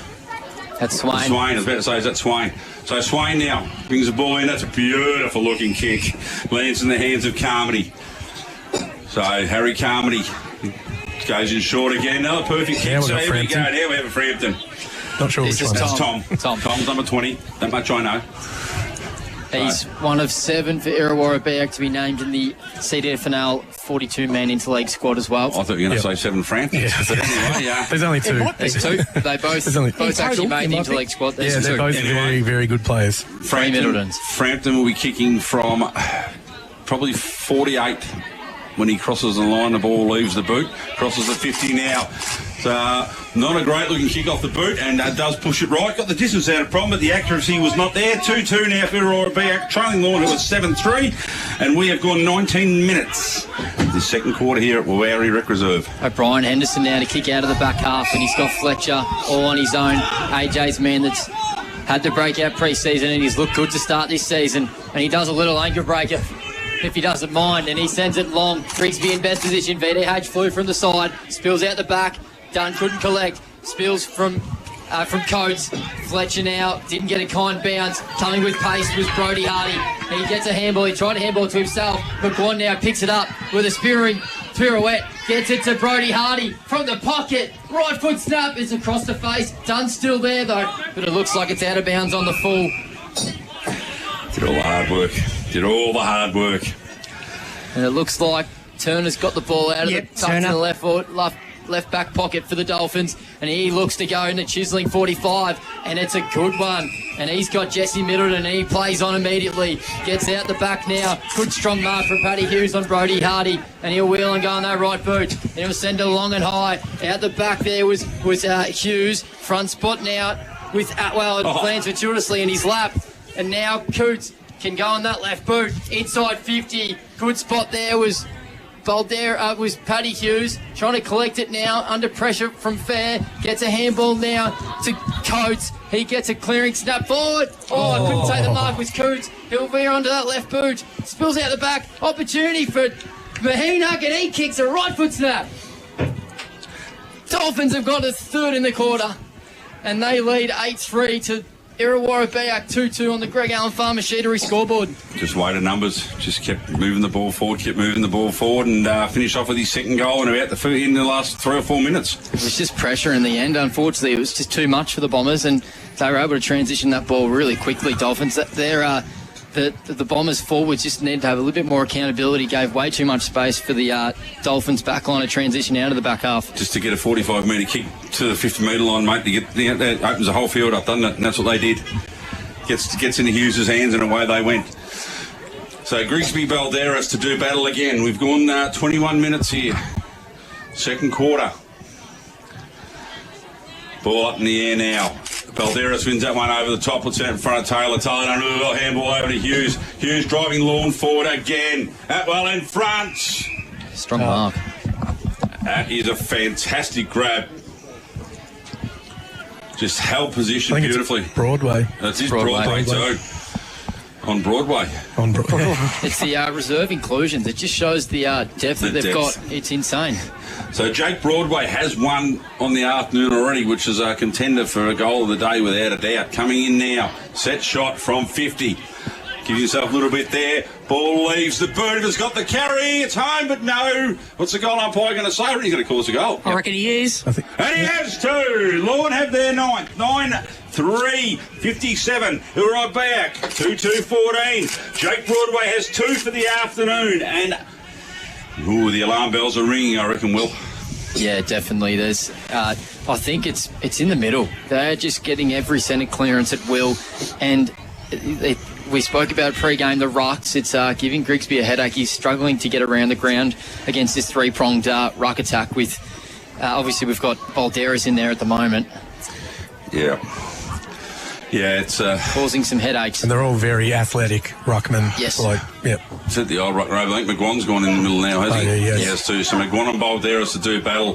McGuan probably wins it one down backwards, but it's picked up by Taylor. Taylor goes over to Fox. Fox went the cute little kick, but Hughes, he's all right. Picks it up, gets right over the tackle now. Back in the centre, we'll do it all again. Fox is in 2 minds, whether to go long or go short, and in the end he just dribbled along the ground. Did neither. No, 4-6, no, I'll go out. So anyway, the ball in the air. Balderas wins that one down. Taylor again, Sharks, the ball throws on the boot. In front was Kibbs, ball punched away there. Coming through the other way. Wrapped up, no free kick. McDonald has the ball now. Umpire says, I'll have it. Half forward flank here for Lorne. 23, nearly 23 and a half minutes gone here, second quarter. Lorne kicked 5 in the first, kicked 4 so far in the second. So Balderas gets up, wins over top, knocks that one 15 metres forward. Coming through, knocked the ball out now. Quick handball up and lands in the hands there of Balderas, who drives Lorne forward again. One-on-one contest, ball hits the ground. Tackling pressure has been immense. Good hands out there towards Mitchell. Went without it.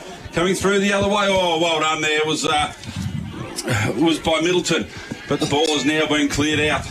But only as far as Fletcher. He drops what he should have taken, what we expect him to take. Ball spills through to Morrissey. Morrissey gets a handball over to Grigsby. He just runs through everybody. Goes back to Swain again. And Swain has missed. Would have been nice to have that link up just before three-quarter time. Just before half-time, three-quarter time already. I'm doing well, aren't I? Just before half-time. You did say they started late, so are you trying to skip a quarter? Yeah, maybe. BDH now to do the kicking duties for the Dolphins. And he's got Coots coming in from the side. Good contest there from McGuan. Spills out the back with Frampton, and McGuan handballs to Dunn, and he can finish, but it's always across the face. Morrissey in best position. Might be Hardy, one of the two. It is Morrissey, and he's going to get a free kick, and he should be able to convert here and give the Bombers their third goal. Listen to the cheer if this goes through, Will. Be right on the siren. Yeah. Look at that. Give him something wanted to cheer. And it could be the little momentum swing that Irrewarra-Beeac so desperately need. Coming into the main break here at halftime. Charlie Morrissey, he too was also in the interleague squad named on Wednesday. And he comes in. And he has kicked through. And the Bombers have got their third. And here comes a barrage of screams from the girls on beside us here for Ladies' Day. It's what we love to see. At Warrowie Recreation Reserve, half-time. Dolphins lead 9-3 to the Bombers 2-3 on the Great Garland Farm Machinery scoreboard. Goal kickers so far for the day. Mahinac has 2. Broadway has 2 singles to Paddy Hughes, Logan Taylor, Fraser Balderas, James Hughes and Cole Fox. And for Irrewarra-Beeac, Charlie Morrissey with that one after the siren, Charlie McGuan and Fletcher Hardy. So 9-3-57 plays 3-3-21 here at the CDFNL Live Match of the Day, Warrowie Recreation Reserve Round 5 Part 1. We'll be back after these messages.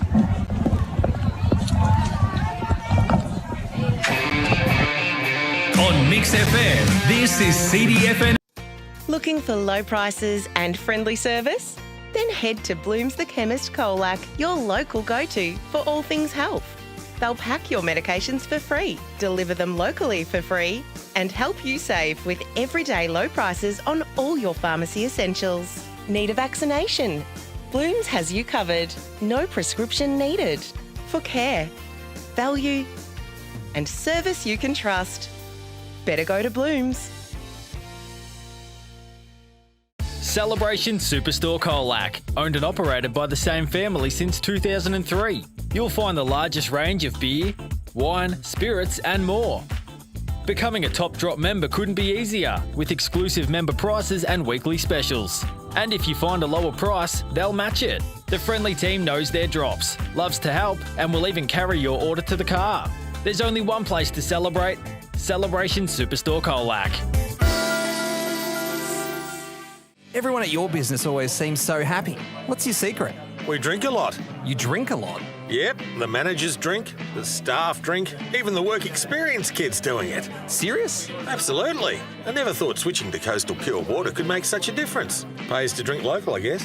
Coastal Pure Water is the purest bottled water, thanks to its reverse osmosis purification process. I reckon it just tastes better. Let your staff taste the difference. Visit coastalpurewater.com.au. At Hip Pocket Workwear and Safety, they do it all. From embroidery to full colour digital printing, they can print any colour, any design on just about anything. Need workwear that stands out? They've got you covered from head to toe.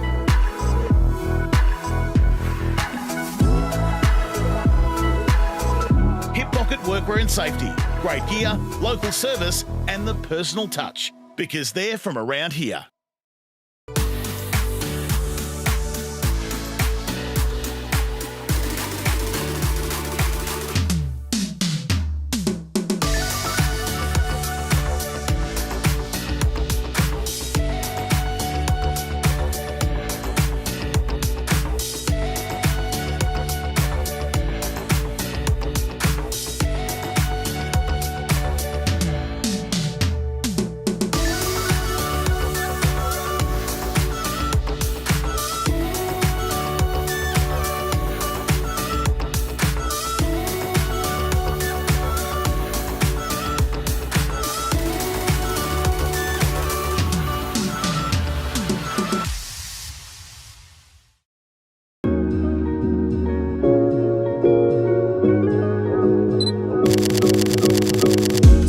2004, Richardson Real Estate has been your trusted partner in the Colac region.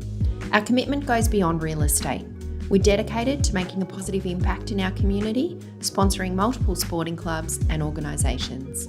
Thinking of selling or want an update on your home's value? Contact our team today. Richardson Real Estate, Colac's most trusted opinion. Hammond drives the ball long at forward here. Hands going forward to the ground. Dion has a chance. Bounce it on the boot.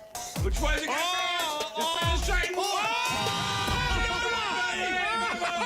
You are kidding! Gio, you can put that one down right now. Somebody's best of like to pick the ball up. Keen, check sides around the corner. That's a goal of the day, Amy. And that is a goal of the day contender. And Darcy Leishman points to the umpire. Cooper feeds a handball out wide to Smith. Smith got options coming at him. Puts the ball up there. Fantastic grab down back. Ashton Harrison, 55 metres out. He's got the wind behind him, so he pops it up. He's made a good fist of it. One on rung is there. It ball bounces. Ashton Harrison is kicked one from Cambernair just about. Goal that ain't contender to Bayer. It's a really lift to get into this game, Farrell, I think. So spears the pass in the Garth direction. Puts the hands up. Gee, that's a good one. Yeah, it's a big attender. From about 30. Kick. Oh, it's gone right across the face. The goal is the mark. It's a good pass. That's a good one. It was a good pass. His brother, Zach. Oh, he had a bit of a momentary fumble there. I don't know what he was doing there. Here's a chance. Shot for goal by Gas is good. Much soon to go. In fact, it's Cody Mason. He kicks 2 in a minute for Simpson. 91. He started 40. Here's Tom Leachman. Burst through the pack. And he has dribbled through the first one of the day. Tom Leachman, that was Leachy. Decisions don't go your way, but you've got to have a bit of control in your game. You've got to play anyway. The ball has been turned over 40 out from goal. Quick snap at goal and he's got it. Tristan Smith. They are alive here. Tristan Smith gets his first. Here goes Ryle again. Another quick possession across. Leishman runs out of the defence. The back there. Gee, Looking for low prices and friendly service? Then head to Bloom's the Chemist Colac, your local go-to for all things health. They'll pack your medications for free, deliver them locally for free, and help you save with everyday low prices on all your pharmacy essentials. Need a vaccination? Bloom's has you covered. No prescription needed. For care, value, and service you can trust. Better go to Bloom's.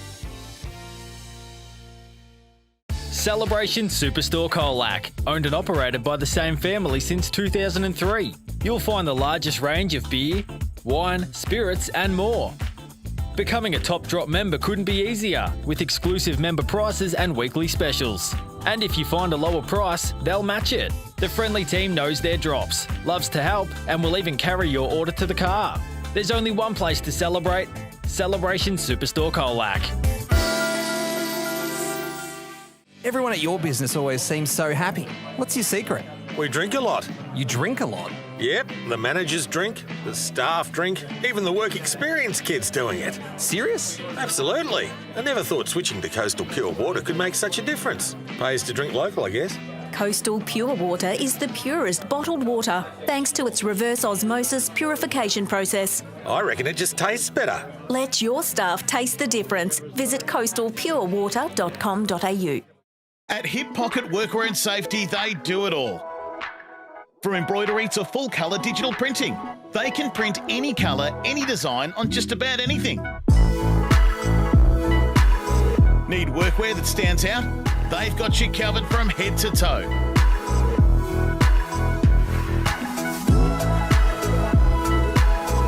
Hip Pocket Workwear and Safety. Great gear, local service and the personal touch. Because they're from around here.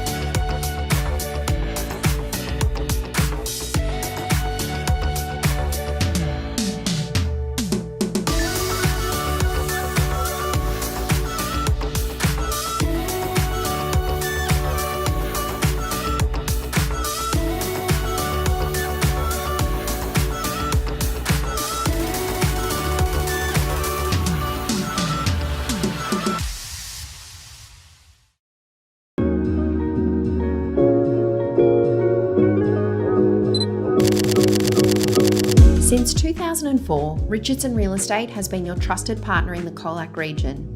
Our commitment goes beyond real estate. We're dedicated to making a positive impact in our community, sponsoring multiple sporting clubs and organisations. Thinking of selling or want an update on your home's value? Contact our team today. Richardson Real Estate, Colac's most trusted opinion. Just so big around like size, and they just move the ball so well and set up really well defensively. They set up behind the ball well. Like on the turnover, you can see them. Oh, there we go. Sophie Norris, the official longest winner. kick. Yes, where was it? Lorne. Yes, you see them set up their defence before the turnovers even happen, and then Irrewarra, when they do win it back, they look up and they see us. What did you say? A pod of dolphins. A pod of dolphins. And the Ed Kerno was coach Spider, just having that. It's a guy out of the AFL system. Yeah. Look, it makes a difference, doesn't it? You know the systems. And Pete Mulholland's just texted in. He said that Logan Taylor never played for Waffle, and it was reserved for a club called West Coast in the Perth Amateur Competition. My response is never let the truth get in the way of a good story. So that's how we roll here. We're fairly close.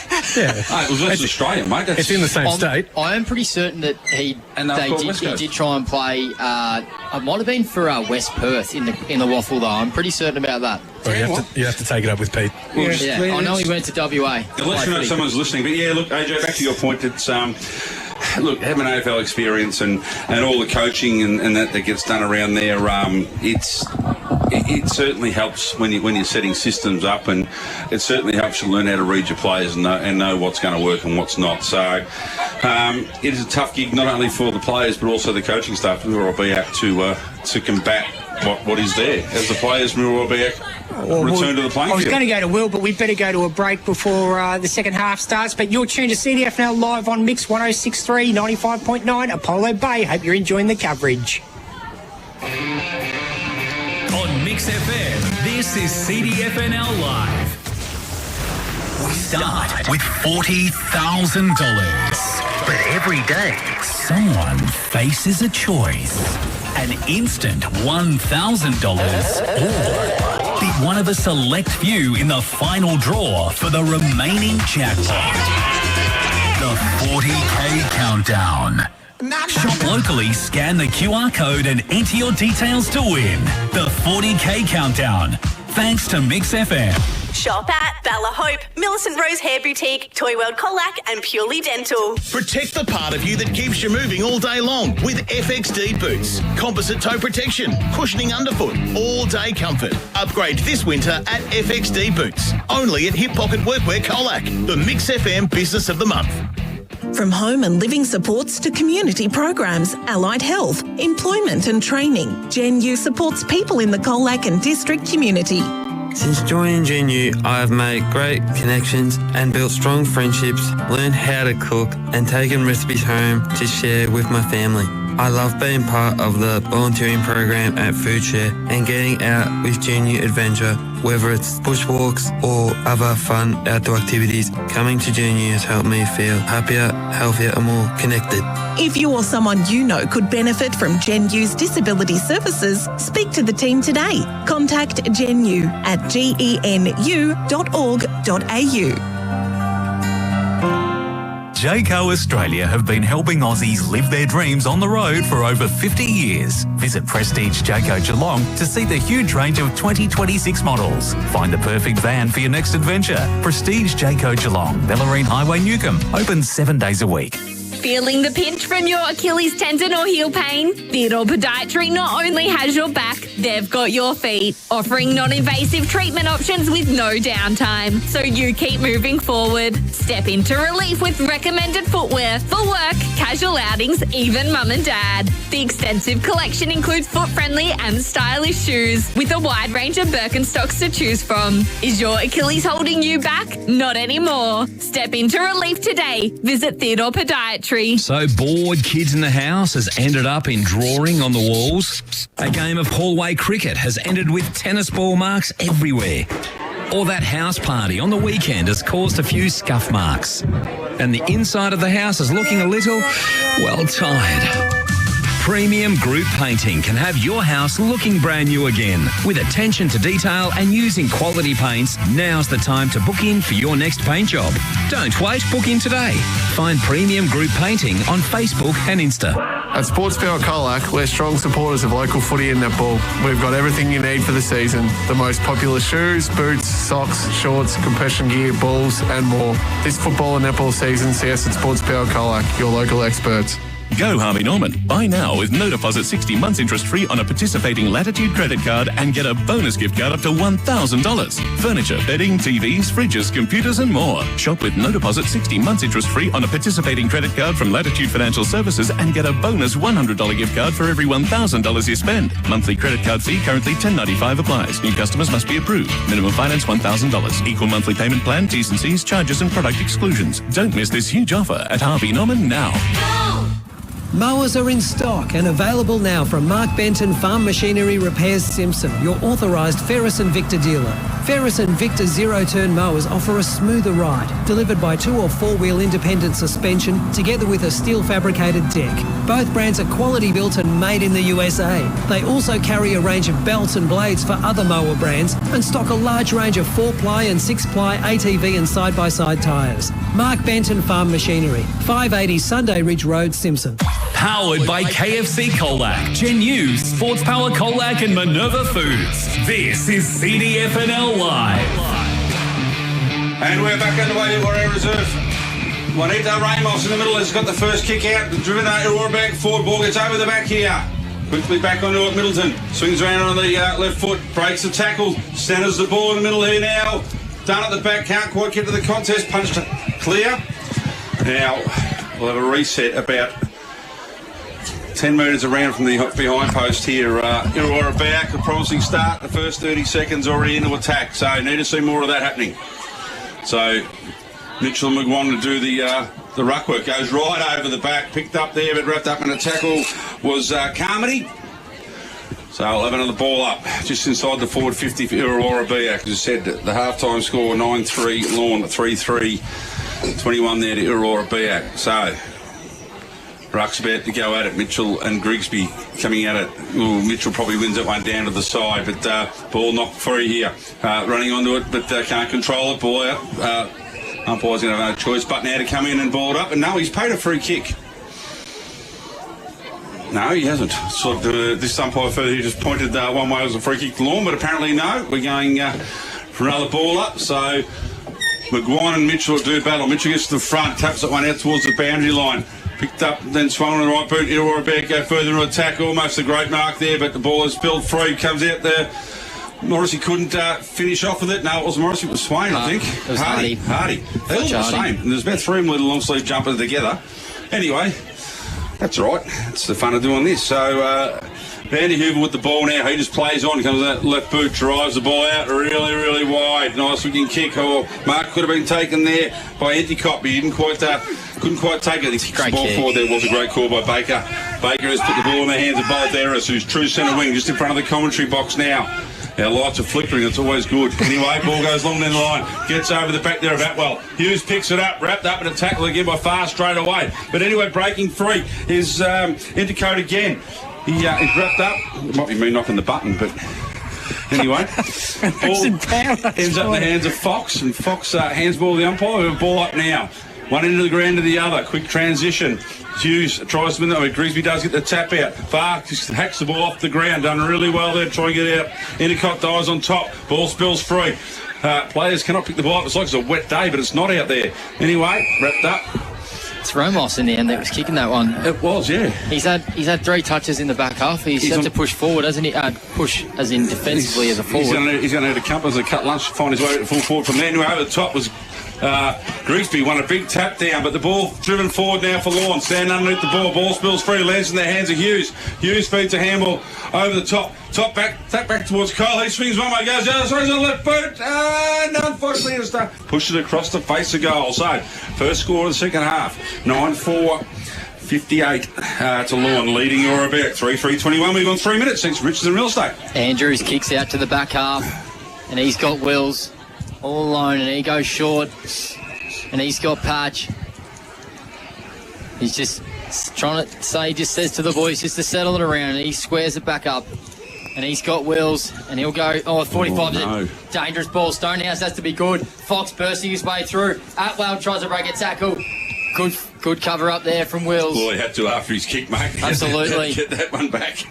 That could be the clanger of the day, that one. Could be an early clang of the day here. Tap down from Grigsby to the pocket. Picking up was, I think it was Middleton. And it spills out now with Mahinanak. He's missed his targeting Coots. He gets it now, Coots. He can get on his left foot. He gets snapped for goal, but he's just pulled it across. Opportunities here early for the Dolphins, and they haven't been able to capitalise. Bombers in no rush here to kick the footy out with Charles Andrews. No, you never do. No rush at all. Take the heat out of the game for even just a minute. Paul, the Bombers just need to hold on to possession. Just kick mark. It doesn't matter if it's only 20 metres, Spider. Just hold on to the footy. The slingshot footy just clearly hasn't worked for them today, and they've still tried to try and play a fast brand of football, but it just hasn't worked in their favour at the moment. It doesn't matter how long they take this time on, so, the longer you take, the longer the quarter goes. That's it. But again, the nets are not proving a lot of help at the back there. They need to be a bit wider and a bit higher. Anyway, that's life. Andrews will kick out of the back half here to the broadcast side, and he goes short. It's a good kick to Tom Frampton, one of those interleague squad members, and he kicks a chiselling ball. Has to be clean. Wheels slaps it forward. He's under pressure with Balderas, and he'll go out of bounds. We'll have a boundary throw in. Left forward pocket here for the Dolphins. Pressing hard here, not able to score yet, but you suspect the Bombers' defence is under a bit of siege. Grigsby's had to do a lot of the work here, and Mitchell's been pretty good against him. Front spot here, Mitchell taps it down, pretty even contest. Handball from Middleton. Now Hughes, he missed his intended target with Dunn, and they're out now with McGuan, Andrews, slick hands, Hutchinson, the skipper. It's not a great kick. It'll be out of bounds on the full. Turner will repel the ball out of the back half here. Spot up. When he picks it up, he will, mate. That's it. So right in front of the club rooms here at Warrowie Reserve. So looking to reload again is Turner for Lorne. He's told to move it on, so he does. Left foot, long down the line toward the Coots Mitchell direction. Players fly ball to the ground. Andrews done really well. It's a handball across the patch. Patch goes to Hutchison. He couldn't quite pick it up, but has in the end. Goes back to Patch. Patch under all sorts of pressure from Taylor. Done really well. Throws on the right boot. Hughes in front. Got a hand to it. Far's done well here. He's been long. Hughes just pushes him over like not even there. Throws on the right boot. And Atwell off the ground, if you don't mind at all. We have a West Vic Sheds and Garages Golden A contender there. West Vic Well. Yeah, Hughes he put in the cross, and then he just got it on the half volley, didn't he? Could be a player today, Golden rolling in one there, lads. He didn't grab it in his hands, did he? Nope. No, just a full-on drop kick, yeah. There we go. All that 10-5-65 Lorne lead. We're about 3-3-21 on the Greg Allen Farm Machine scoreboard. We've gone 7 minutes, thanks to Richardson Real Estate. I must say, though, if you're Irrewarra-Beeac defender there, you're a bit unlucky with that push, I thought. No. That was just brute strength, I reckon. No, play on. Yep. But, Irrewarra, when they do win the ball, they just look under all sorts of pressure from Lorne, and a few little fumbles and miss handballs and things. So ball back in the middle now. Grigsby and Mitchell, neither really won that one down, I don't think. So anyway, Paddy Hughes over the top, gets a handball out. Lorne going forward again. Ball running through the feet of everyone. Wills comes the other way, done really well. Hacked the ball forward. Well done by him. Lands in the hands of Jewett. Jewett trying to drive Irrewarra forward. Coming off BDH. Spills the mark. Lands in the hands of Middleton. Middleton driving forward with a beautiful kick to Morrissey. Morrissey now. 45 out, or maybe 50 out, 45-degree angle. He's going to have a good look at it, though. VDH on Kenfold chiropractic update. He's hurt his right knee. I reckon he's hit into the ground. Potentially the PCL's the injury that you can get there with the contact. Hopefully he's okay. Anyway, Morrissey comes in now. Ball leaves the boot. It's gone to the top of the goal square. Players fly. Ball comes to ground. Tap forward there. Going nowhere. Picked up there by O'Brien Henderson. No, it wasn't O'Brien Henderson. It was Taylor who went to O'Brien Henderson. Me just calling it a bit early. He goes over top to Fox. Fox takes a mark. Morrissey pushes across, stands a mark to slow the play down a little bit. Looking at options now.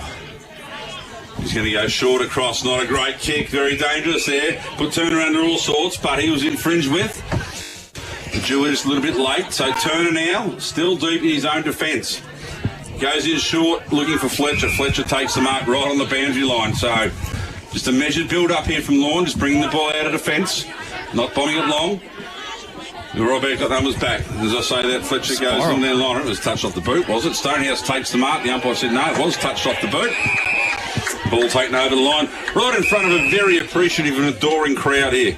So Stonehouse asked the question. The umpire said yes, it was touched off the boot. So going to ball it up. A little bit of push and shove, not much in it.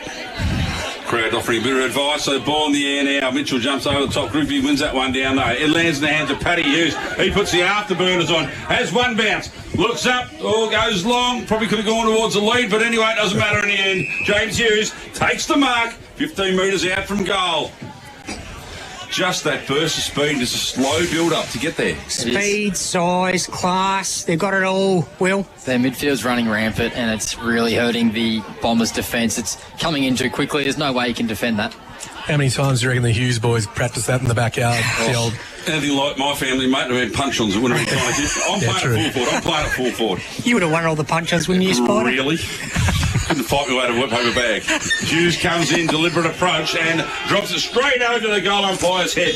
That is the 11th for Lorne. That is, he's second for the game. So 11-5, 71 leading Irrewarra-Beeac 3-3-21. We have gone 10 minutes. Richardson Real Estate, and of course the scoreboard to you by Greg Allen Farm Machinery Scoreboard. Could be a premium group painting. Player of the day. Player of the day, I reckon, as well. Bursting out of that stoppage. And then, as a backman, you don't want to be one-on-one with a big fella like Hughes in the 50 with the ball coming in like that. That is your worst nightmare. Did you ever play on him, Paul? No. No. Okay. No, I was playing twos when he was probably still in nappies. Okay, all right. There you go.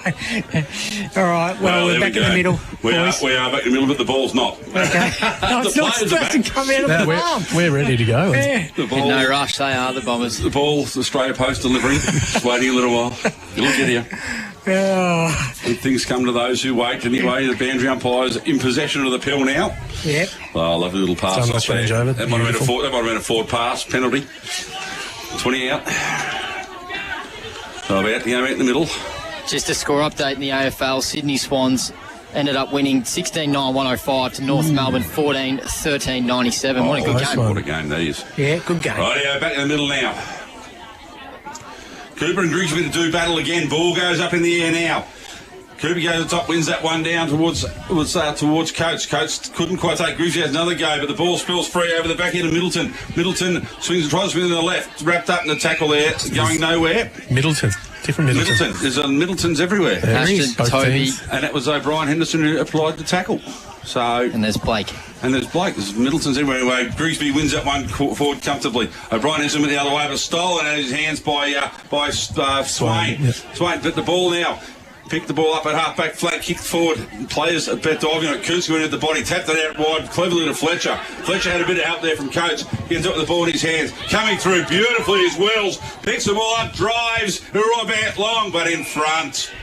Well, his knee must be all right, mate, because VDH has taken a very good relieving mark there in front of Hardy. He goes along. What a great kick that is. Finds Mitchell in the centre of the ground. So Cooper Mitchell now for Lorne. He's got Coates running with him. That's what he's going to do. So finds Coates. Coates now looking at the ball moving, goes in the Hughes direction. Either or, they're both there. Paddy wins the ball, feeds a handball out wide, wrapped up in the tackle though. Kick affected, and the ball's gone out of bounds on the full. So promising signs there again. Lorne not trying to be too cute, just doing the right things and moving the ball forward. Here we go. Ramos is by himself here on the wing. So the ball ends up with Hutchison. Hutchison coming out towards Ramos. Ramos gets a great shepherd there. Well done by Carmody. He feeds the ball back. So Patch with the ball now. He swings on the left foot. Go too much on it. And Fletcher half forward here for Lorne. Yeah, mentioned him in pre-match, boys. You did. Miles Fletcher now. Just going to go long and wide. Is that a shot? That's a great kick. Hughes at the front. Can't quite take the mark. Ball comes off hands, goes through for a rush score.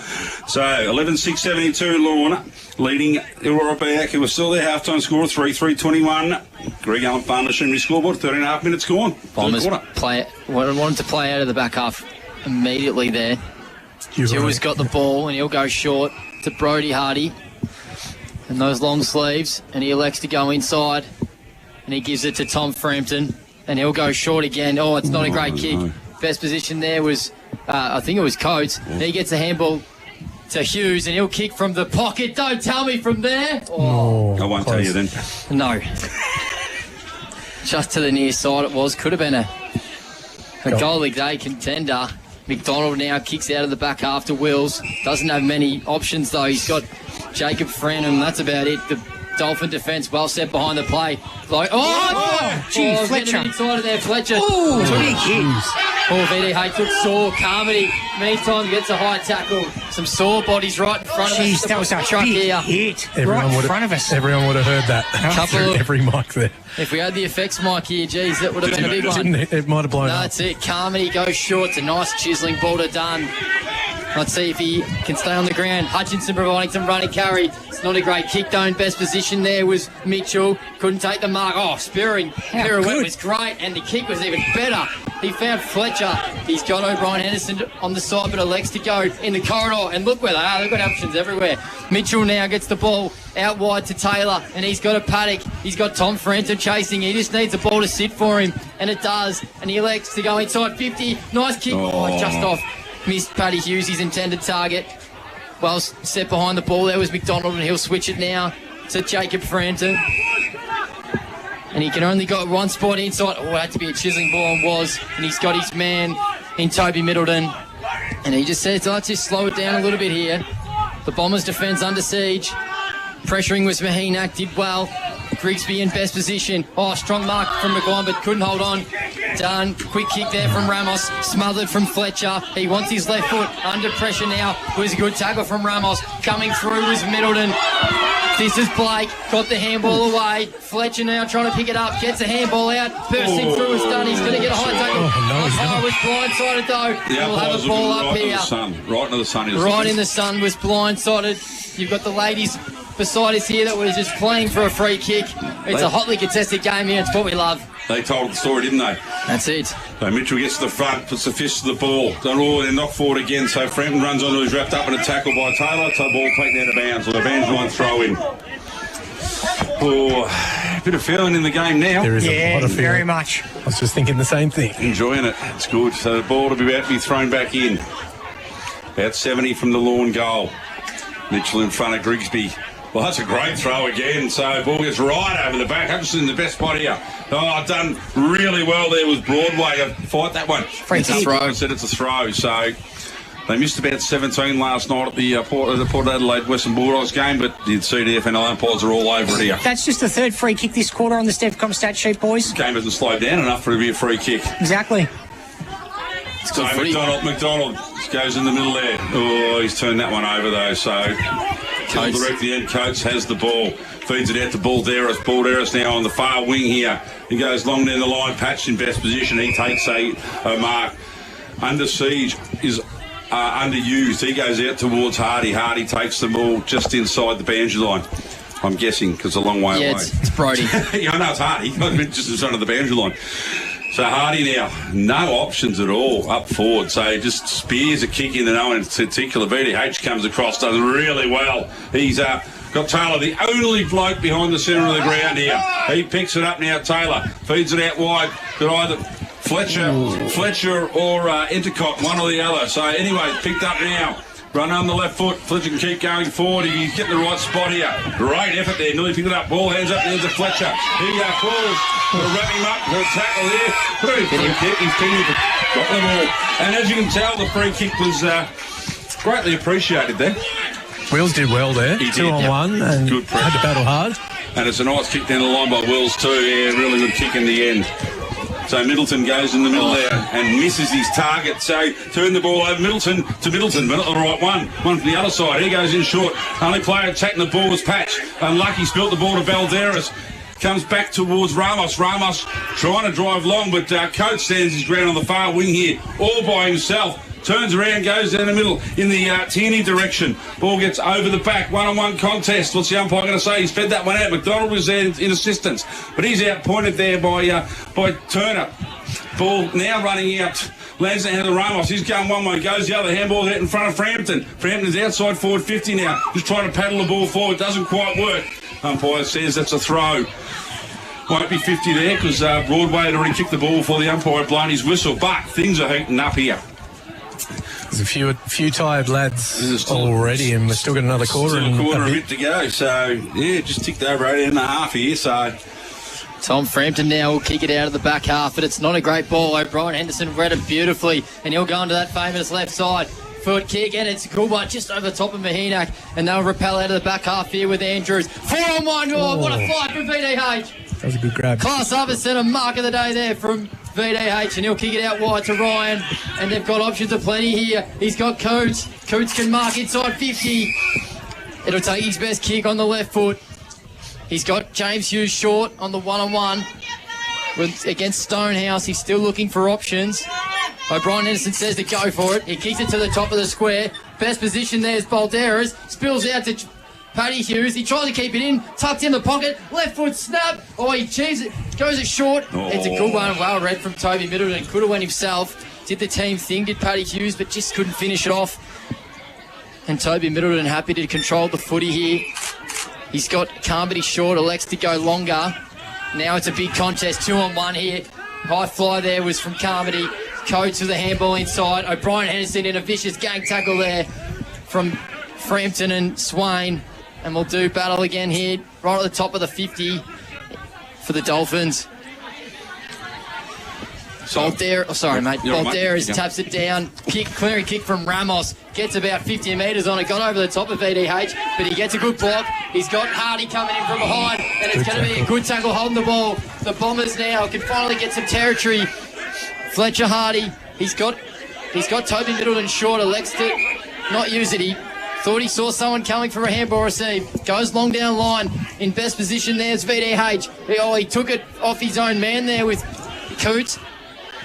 Ramos twisting and turning, gets onto that right boot, and it's a good one. Kick. And he finds Charlie Morrissey. He's tucked in the pocket. It'll take his best kick here. He looks like he's going to set it to the top of the square, but it was always to the right. And that'll be out of bounds on the full. And the Dolphins now can control the back half, to control the footy out of the back half.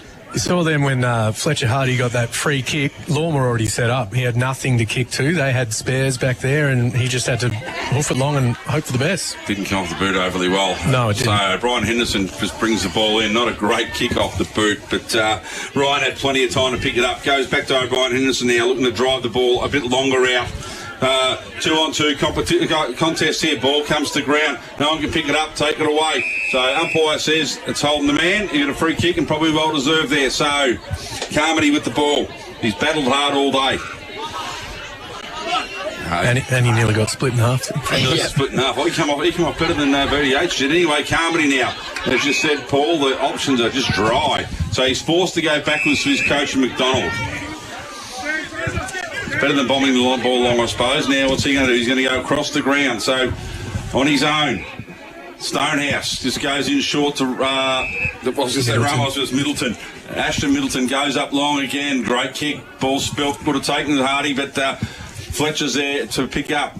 Goes across to Vanderheuvel. He now drives the ball into the middle, looking the Broadway direction. Gets over the back to Balderas, who marks uncontested. Goes to Fox. He probably have a bounce if he really wanted to, but it goes in the Hughes direction, either or. Gets over the back there. James Hughes throws it on the right boot and has kicked it out of bounds on the full.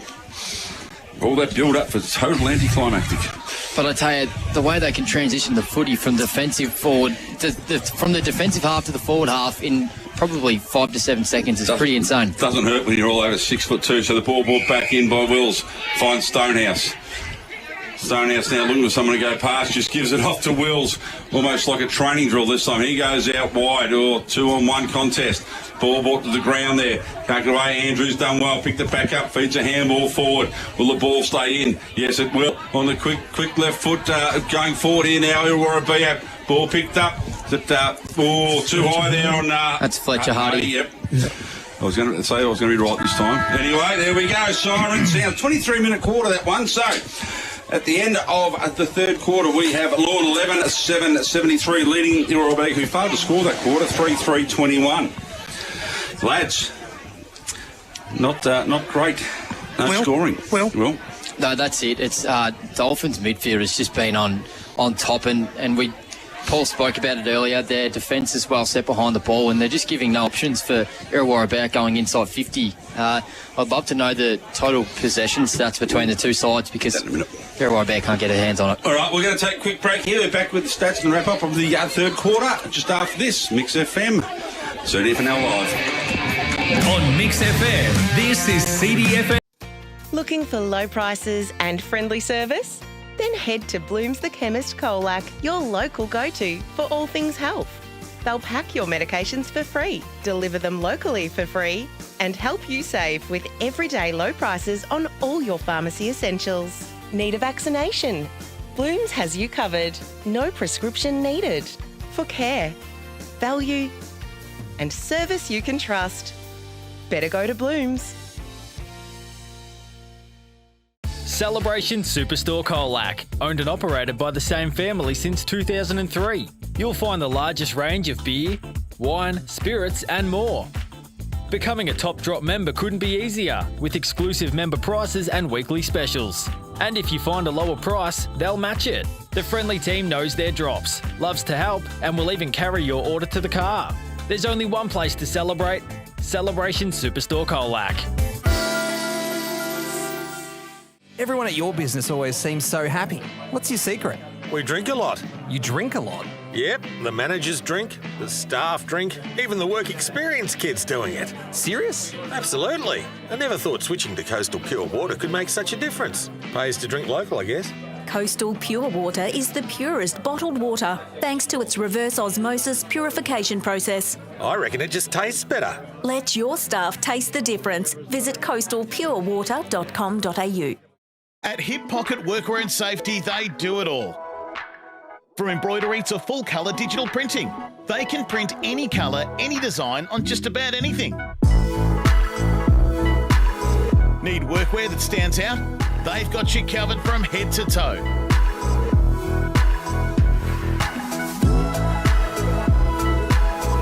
Hip Pocket Workwear and Safety. Great gear, local service and the personal touch. Because they're from around here.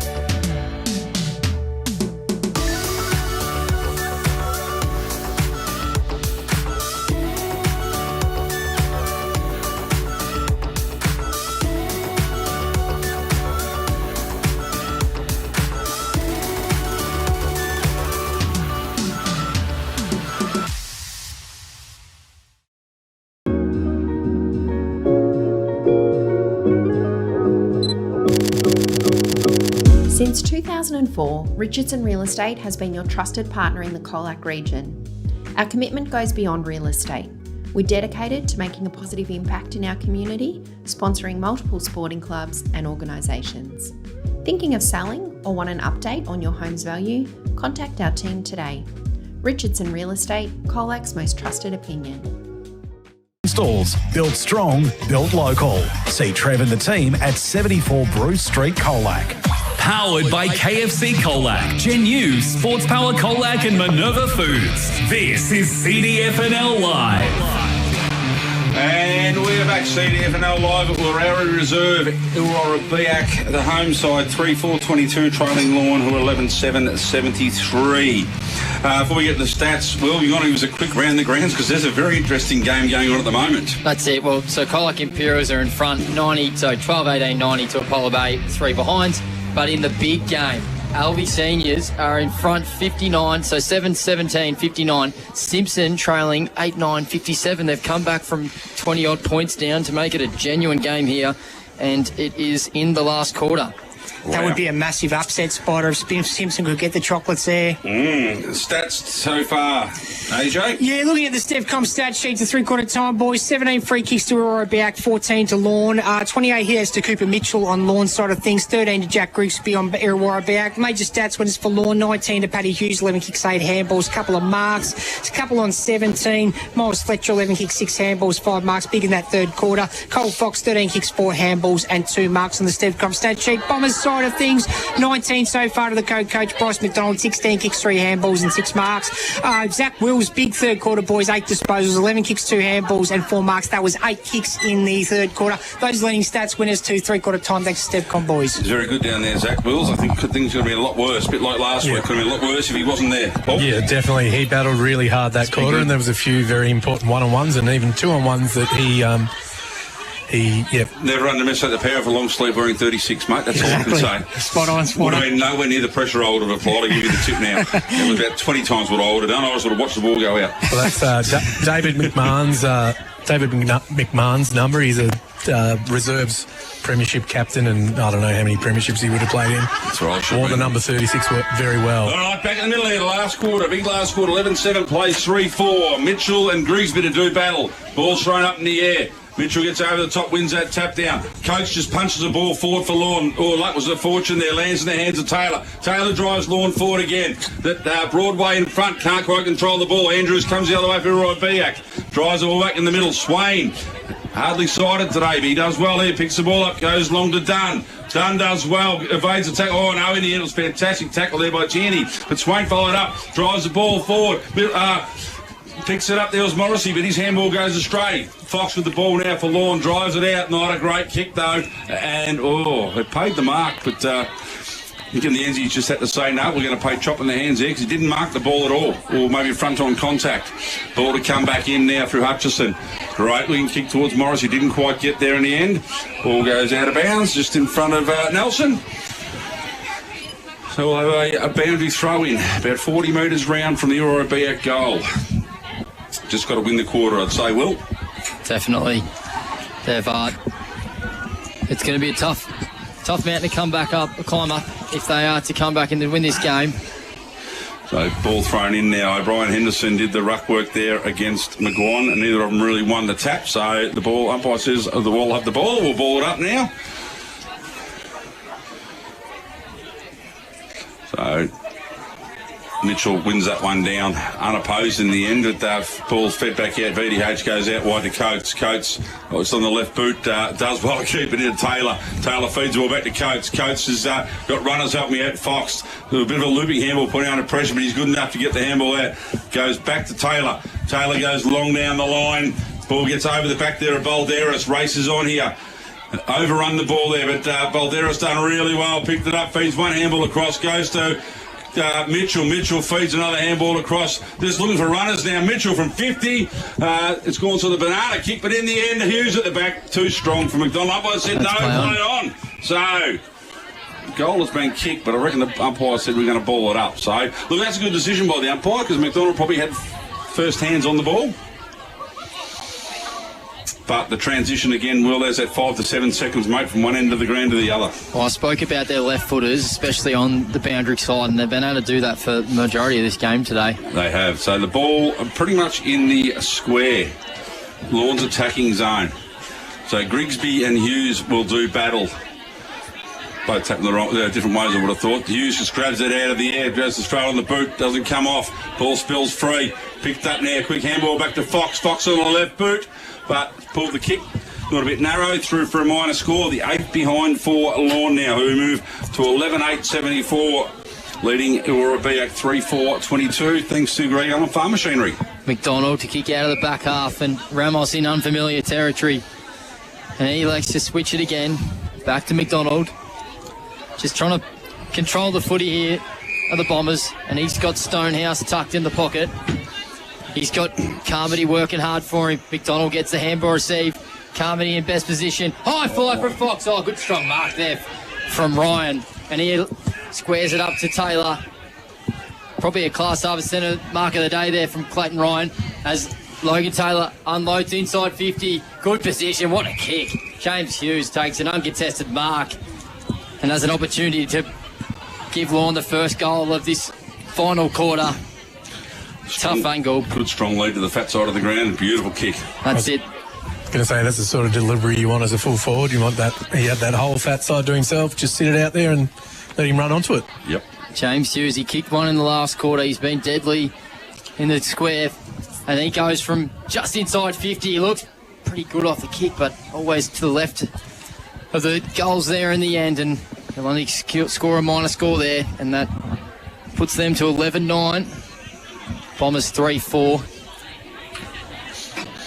Someone forgot to press the start, so we've got no idea how long the quarter's going to go for. Okay. Blame that on me, Spider. Richardson real estate Richardson time real clock. estate. That's it. We'll blame it on me because we'll blame it on Irrewarra-Beeac for not having a time clock. 4 minutes in, boys. Thanks, mate. So the ball brought back in. 4 minutes in, apparently, so I'm only 3 minutes behind. That works it well. McDonald feeds a handball out, gets the old 1-2. They have gone nowhere here, under all sorts of pressure. Ball fed out the back here. Another quick handball forward. Goes, the boot is Hughes. Another chance, but pushes that one the other side there. Another minor score. So 11-10 now. Someone's down. Whistle. Someone's down hurt. So a Kinfolk chiropractic update. I think it's not McDonald, is it? It might be McGuan or Andrews. That was in that 1-2 exchange, I think, the handball. Yep. Oh, McGuan's up here, so it must be Andrews. Yep. He's holding his head. Well, there's a bit of concern here. Stretcher is coming out, so there'll be a delay in play. He's holding his head. Yeah, I think it's Charles Andrews.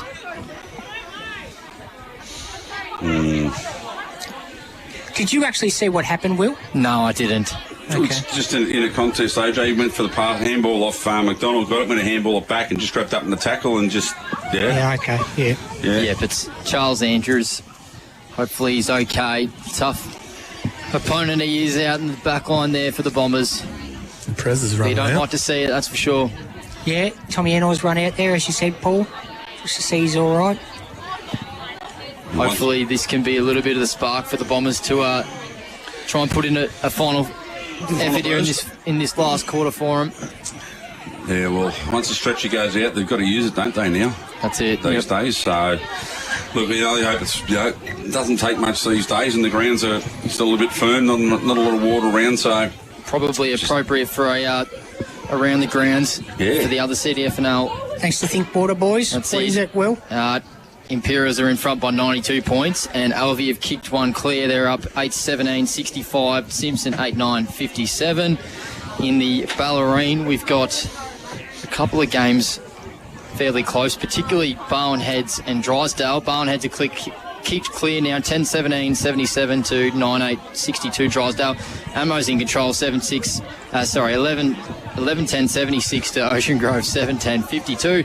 Anglesea in front, 15-11, 101 to Port Arlington, 7-6, 48. Queenscliff in front, 11-11, 77. Newcombe, 8-6, 54. Mottawarra, 11-17, 83 to 2-2, 14 for Surf Coast Suns. I think... Got a couple on the board. That's it. Cool. And then Winch 2 points in front of Inverleigh. Geelong Football Netball League, Colac Tigers in front by 27 points. Geelong West Giants in control, about 48 points. Bell Park in front by 38. Newtown in complete control against Leopold, and St Mary's, St Joseph's has yet to score yet. We haven't seen anything here on... No, it hasn't started. Doesn't start till 6. No, that's it. So... 0. All right, plays back on. Ball comes long. That's a fantastic grab in front there. Looking to inspire his side is Hutchison. He drives the ball out wide in the Dunn direction. Dunn has found a bit of space there. He's looking at options now. You've got a couple of people running down the middle. He goes out towards Morris. That's a great kick as well. So Morrissey deep in the pocket here. Be a tough kick from there, but... It's what they've struggled to do for much of the day today, haven't they, Spider? Move the ball quickly and find space, pretty That's much. it. Did it quite easily then. They did, for the didn't first they? time today. They did. So, Morrissey now. Deliberate approach comes in. It's a little bit close to the man on the mark, and he's just popped that one up at the back there. What's he said? Through for a minor score. So, they're first behind. They move to, for the quarter, they move to 3-5-23. Trailing Lorne, who are 11-10-76, and we've gone about 8 minutes this last quarter. Obviously, this quarter will go a little bit longer. I think thanks to Kinfolk Chiropractic. There's obviously been an injury to Andrews from Irrewarra-Beeac. We'll get more as we find out about it. So the ball brought back in now. RDH puts the hands up, just takes the mark, uncontested. Options. Looking down the ground, just goes in short. Oh, gets a little bit too much on that once here, and he couldn't quite take the mark, but he done well. Got a good shepherd there from Fletcher. He's in some space and some time. Ball comes in. Mitchell running through, overruns it. Lands in the hands of Mechanic. Anyway, Hughes at the back there. Mechanic. Anyway, ball spills free. Running out now. Chance comes out towards Dewar. Dewar takes the mark in the back pocket. So he's got his options. Carmody provides a lead. He ignores that one, ends up just going towards Grigsby. Van der Heuvel gets there, puts a fist in. Numbers here for Irrewarra-Beeac. Dunn dives on top of it, tries to get a free kick. Umpire said he was pushed. So Chris Dunn will take the free kick. This is where they're being fallen down. Well, they just can't quite get through, can they? So chips the ball out wide now. Just trying to control the footy for a couple of minutes anyway. Quick handball out there from Patch to McDonald. McDonald goes over the top and ends up, what's the umpire paid here? Hold. Rightio, so McDonald will end up with the free kick on centre wing. Comes across in the Wills direction. It's putting him under all sorts of pressure, but Wills straight through it like a bull, like he normally does. Leaves it for Frampton. Frampton hands ball back to Wills. There's a chance to build something up here. Oh yes, what a grab there. Taken by Carmody. Carmody now. No one moving at all, just sort of directing traffic from down the back, but has turned it over now. That's what happens when you don't move. Middleton takes the mark. Just their forwards were just lazy. So Middleton, Jesse goes out wide. O'Brien, Henderson. No, it's not. It's Ryan. Ryan takes the ball, drives it long down the line out toward the coast direction. That's going to have too much on it. And Patch will take the resultant Cyclone free kick. So he swings out left, drives the ball back towards Ramos. Ramos out pointed at the back there, good fist away. So chance now to reset for Irrewarra-Beeac just outside their forward 50. It's in about 10 minutes gone. Oh, thanks, mate. Barksy back in the studio, working absolutely sensationally for you, Spider. Yeah, he is. Someone has to. Anyway, the ball about is thrown in. Grigsby and Mitchell to do battle. Ball over the back again. Mitchell knocks it one forward, but only as far as Middleton. Ashton. I had to get the right name first. I knew who it was. Trying to work out which one was which. So Middleton now with the ball. 60 out from his own goal. Again, not a lot of movement up forwards. Just to bomb it long, and that's what happens. Ball turns over. O'Brien and Henderson just uncontested. 10 metres, 15 metres from his own goal. Looking to switch play. Now pushes back an extra couple of steps. Players moving forward. It's a 3-on-1 pack here, and Coots done really well. Ball hits the deck, but quick kick forward to O'Brien. O'Brien Henderson just comes through, picks it up, feeds a handball out really wide to... I thought it was Fox for a second. It is. Yep. And it's come off the left boot. And it's gone out of bounds, and we'll have a cyclone. So the ball will be coming back in. Swain goes inside 50 to the pocket. Trying to pick it up was Ramos, but it spills out of bounds. Happy to concede a throw in here are the Dolphins. Haven't had much territory this quarter, the Bombers, and to try and potentially get a goal here would be a nice little consolation prize. On a tough day, honestly a really strong performance from Lorne. They have been clinical, and with obviously key outs that we have mentioned to come back, it's a scary feat for the rest of the competition. Tap down from Mitchell, spills forward, in front was Dunn. If he can pick it up, he does. Good hands to Middleton. He couldn't collect though. Mahinak did well. Handball to Jesse Middleton. It spills out now. It's a foot race. Paddles forward though. Trying to collect there was Fox. He gets a kick out to the 2-on-1, but well read there from McGuan. From Patch, rather. Beautiful. Patch has played well today. Has played well. Intercepts really well, does Patch, and he'll go short to Dewar. Been a tough day for the wingers out there for the Bombers. He goes short to McDonald. Been a tough day for everyone out there for the Bombers, mate. Absolutely. And he goes long and wide down the line. Oh, high flying mark there from, I think it was Jesse Middleton. Good strong mark there. Class Harbour Centre mark of the day. Had two to beat, and he goes short, and he's got Fox. Had Logan Taylor in the 45, elects to not use him. Now he's going for the 45. and it's a good kick to VDH, and he can square it up now, and he's got Taylor, and he takes a one-handed mark. Class over centre mark of the day, and he wants to wheel and go to Coates. He goes even deeper. James Hughes flying, and good strong mark. That was really smart by Wills there to hold him up, but unfortunately the class of Taylor just went, you know what, I'll just use the next option. No defender can can stop that ball at all. That is just quick slingshot footy from the Dolphins, doing exactly what Irrewarra-Beeac love to do. And we've seen him do it previously on this ground. James Hughes, he's got Endicott short. Well, it might be Mahinac, actually. It's Mahinac, but he elects to go himself now, James Hughes. He's had a good day, the big flood. Right in view for the commentary box here. James Hughes looks pretty good. Has he got the carry? It's there. It's goal. Oh, what a goal. James Hughes from outside 50. He judged the win perfectly, and that's a goal of the day contender. A West Vic Sheds and Garages goal of the day. Oh, there we go. There we go. It's there. Marks, he's woken up. Hey, he's been too busy telling you how far we've gone on the clock. Well, Lorne looking good, Spider. Oh, look, they are. 12-10 to 3-5 as well, thanks to the Greg Allen Farm Machinery scoreboard. Bit of an understatement, I'd say. Lorne looking good. Yeah, AJ. Looking very good. Good early call, AJ. Good early call, mate. So we like. I'll wait until the 15-minute mark of the last quarter before I decide who's going to win the game. I was meant to do that, wasn't I? I'm always Tim Webster with the late news, boys. So Coots has gone in the middle now to take on Grigsby. So ball in the air now. Coots gets up, wins that one down, but it's sharked and going the other way on Middleton, but O'Brien Henderson leads the race. He just fists the ball towards the line. Can't quite get to it. Another Middleton now picks the ball up, chips it over the top. Flying at the back there, Swain. Oh, he won't be paid the mark. No, it's off hands. So ball spills free. Middleton again. Jesse this time. Ball driven down the line. So quick handball through. Lorne, every chance to drive the ball away. They do through Taylor. Done really well there. Ball punched out of bounds. Well, Evangeline throwing. True centre wing. Far side of the ground here at the Irrewarra-Beeac Recreation Reserve. Or Warrowie Reserve. I can't quite say. Warrowie. Yep. Warrowie. It's a tongue twister, isn't it? It's like the Yowie. I'm going to go with Yowie Reserve. Anyway, the ball thrown back in. So ball tapped down there. 16 minutes, thank you, mate. So the ball's come free. Balderas runs through but leaves it behind. Taylor does really well, picks it up, tries to feed a handball out. It's chopped off, could have been in the back there. The umpire says no. Ball spills free now. Out the far wing here. Goes one way, the other, drive the ball along in the Dunn direction. He sits and waits for the ball to come be picked up. It is fed through.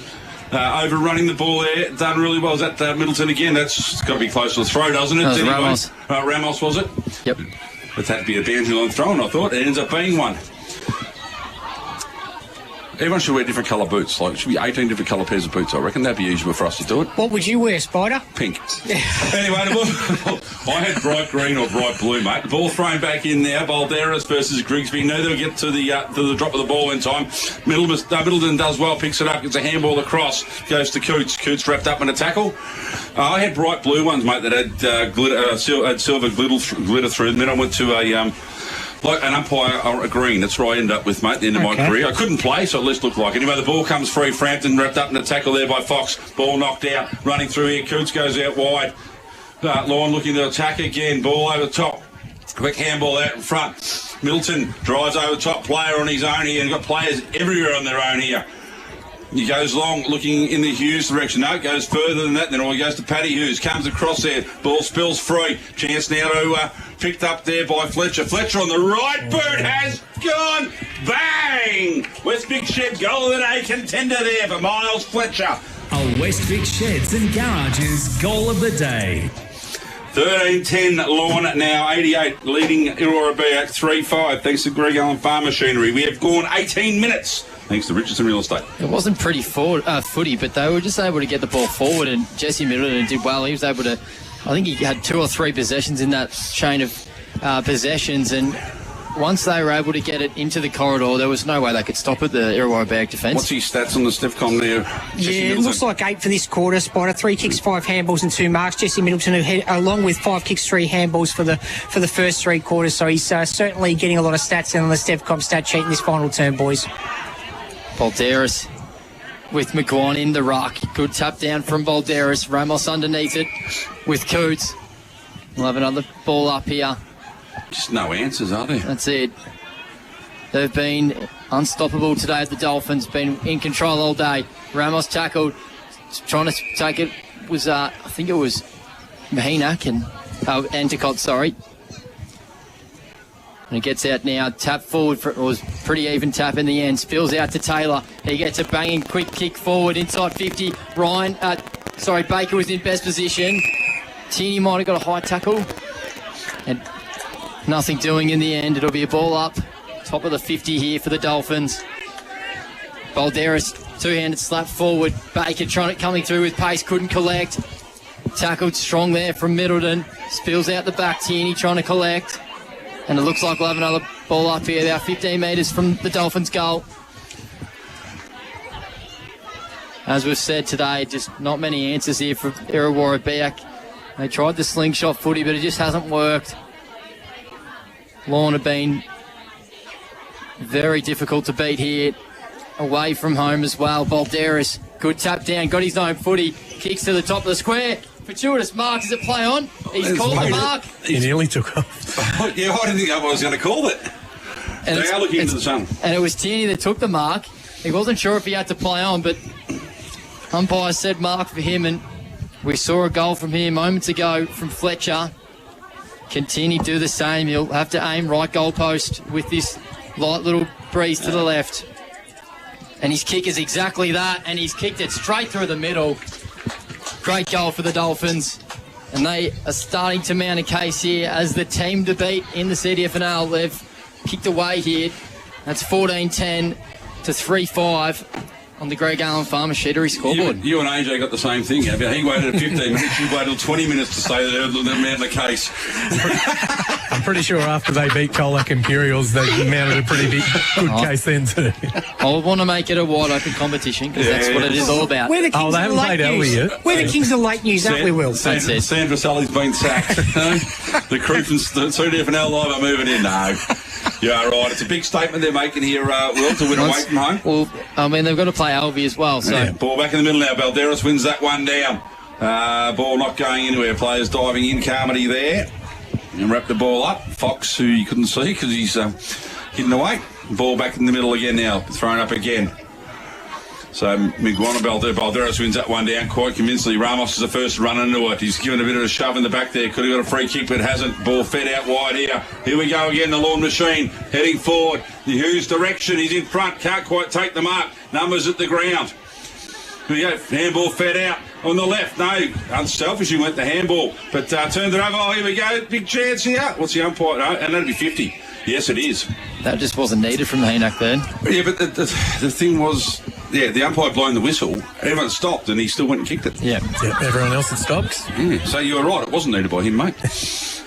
You're in agreement. I went a long way to agree with you. Took your time. I drove 70k to agree with you, mate. So anyway, the ball moving forward. Ramos on true centre wing, far side of the ground, goes long down, long link for Swain, but he's outpointed by Middleton again.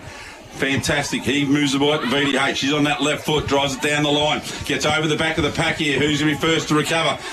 The Bombers with the numbers there. Oh, worried off the ball, but anyway, picked up another handball through the middle here. Back to Middleton again. He's been everywhere in this last quarter. Been fantastic. He can't quite do much with this one. Trying to break free, but not getting anywhere. We'll have a ball up now. We've about to tick over 22 minutes, as you said, thanks to Kinfolk Chiropractic. The Andrews going off the ground. This quarter might go a bit longer than the last ones have. McGornan. So it wins a tap and it spills out the back. Bomber's going to get the clearing ball. Tumbles over the top of O'Brien Henderson. VDH in best position. Broke one tackle. And now that piercing left foot kick is a good one. He had two options. He went Coates. Coates is looking to wheel and go. And he kicks to Logan Taylor, but it gets over the back. Well done from Hardy. He kept his feet, but then lost it. Baker, handball. Coates can go on the left boot and kick a goal. Ooh. Just veers to the left side though. It's faded late. It looked pretty good off the boot. It did. And he kicks a minor score. That's 14-11 to 3-5 on the Greg Allen Farm Machinery scoreboard. McDonald will do the kick-in duties as he does on most occasions. And that's a wide one. He's got a paddock there as Hutchinson. And this is the important kick. the link up, and he finds Dunn. It just needs a sit for him, and it hasn't really got a kind bounce. Did well, though. Twists and turns, broke a tackle. Patch gets a clearing kick inside 50, spills out. Swain, good tackle in the end from the Dolphins, and we'll have a boundary throw in. Must have got a smother, I reckon. That was great pressure. That was. Swain looked like he was going to run in. Is it Wiley wearing 47 that put that on? Yeah, Wiles. Yep. Wiles. Two of them. Second effort. You love to see it. The Dolphins in complete control and still trying to save goals like that. And for Wiles trying to keep his spot in this team. Tap down from Grigsby, and he's taken immediately in a vicious Tom O'Brien Henderson tackle there. Was Patch.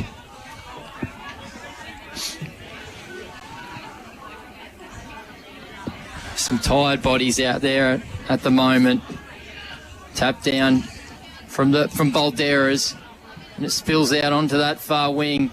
Trickles past from Blake Middleton. Needs to be clean if he can pick it up. Oh, here we go. Final siren has sounded here at Warrowie Reserve. Dolphins in complete control here against the home side. They are victors 14-11. Defeat Irrewarra-Beeac 3-5 in a great game here. Ladies' Day to our right here. Dolphins were just too good, boys.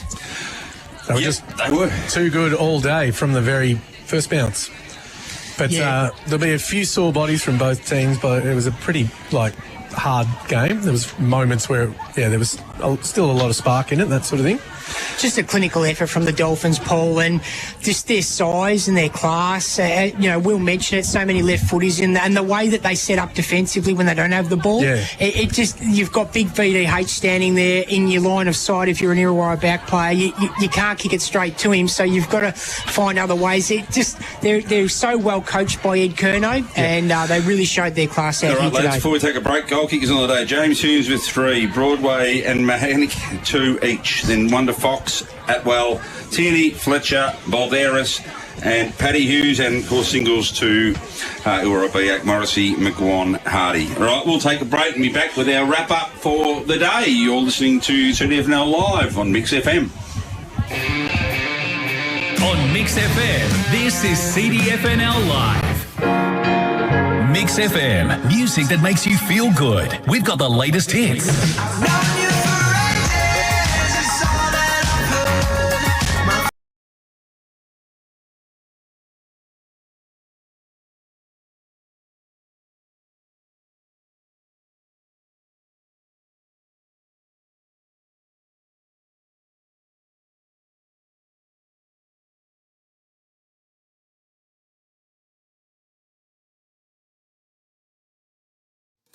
Looking for low prices and friendly service? Then head to Bloom's The Chemist Colac, your local go-to for all things health. They'll pack your medications for free, deliver them locally for free, and help you save with everyday low prices on all your pharmacy essentials. Need a vaccination? Bloom's has you covered. No prescription needed. For care, value, and service you can trust. Better go to Bloom's. Celebration Superstore Colac, owned and operated by the same family since 2003. You'll find the largest range of beer, wine, spirits and more. Becoming a Top Drop member couldn't be easier, with exclusive member prices and weekly specials. And if you find a lower price, they'll match it. The friendly team knows their drops, loves to help, and will even carry your order to the car. There's only one place to celebrate: Celebration Superstore Colac. Everyone at your business always seems so happy. What's your secret? We drink a lot. You drink a lot? Yep, the managers drink, the staff drink, even the work experience kids doing it. Serious? Absolutely. I never thought switching to Coastal Pure Water could make such a difference. Pays to drink local, I guess. Coastal Pure Water is the purest bottled water, thanks to its reverse osmosis purification process. I reckon it just tastes better. Let your staff taste the difference. Visit coastalpurewater.com.au. At Hip Pocket Workwear and Safety, they do it all. From embroidery to full colour digital printing, they can print any colour, any design on just about anything. Need workwear that stands out? They've got you covered from head to toe.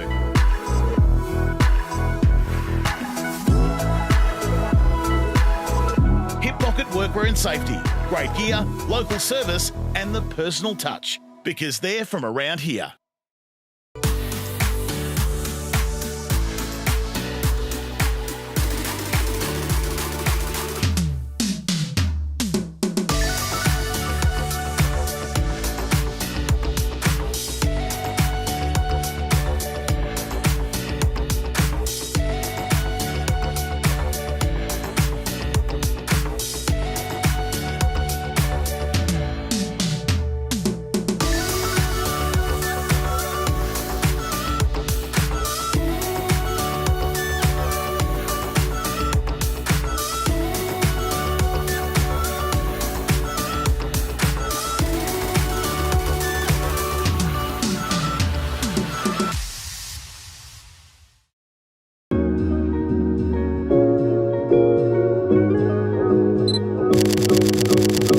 Since 2004, Richardson Real Estate has been your trusted partner in the Colac region.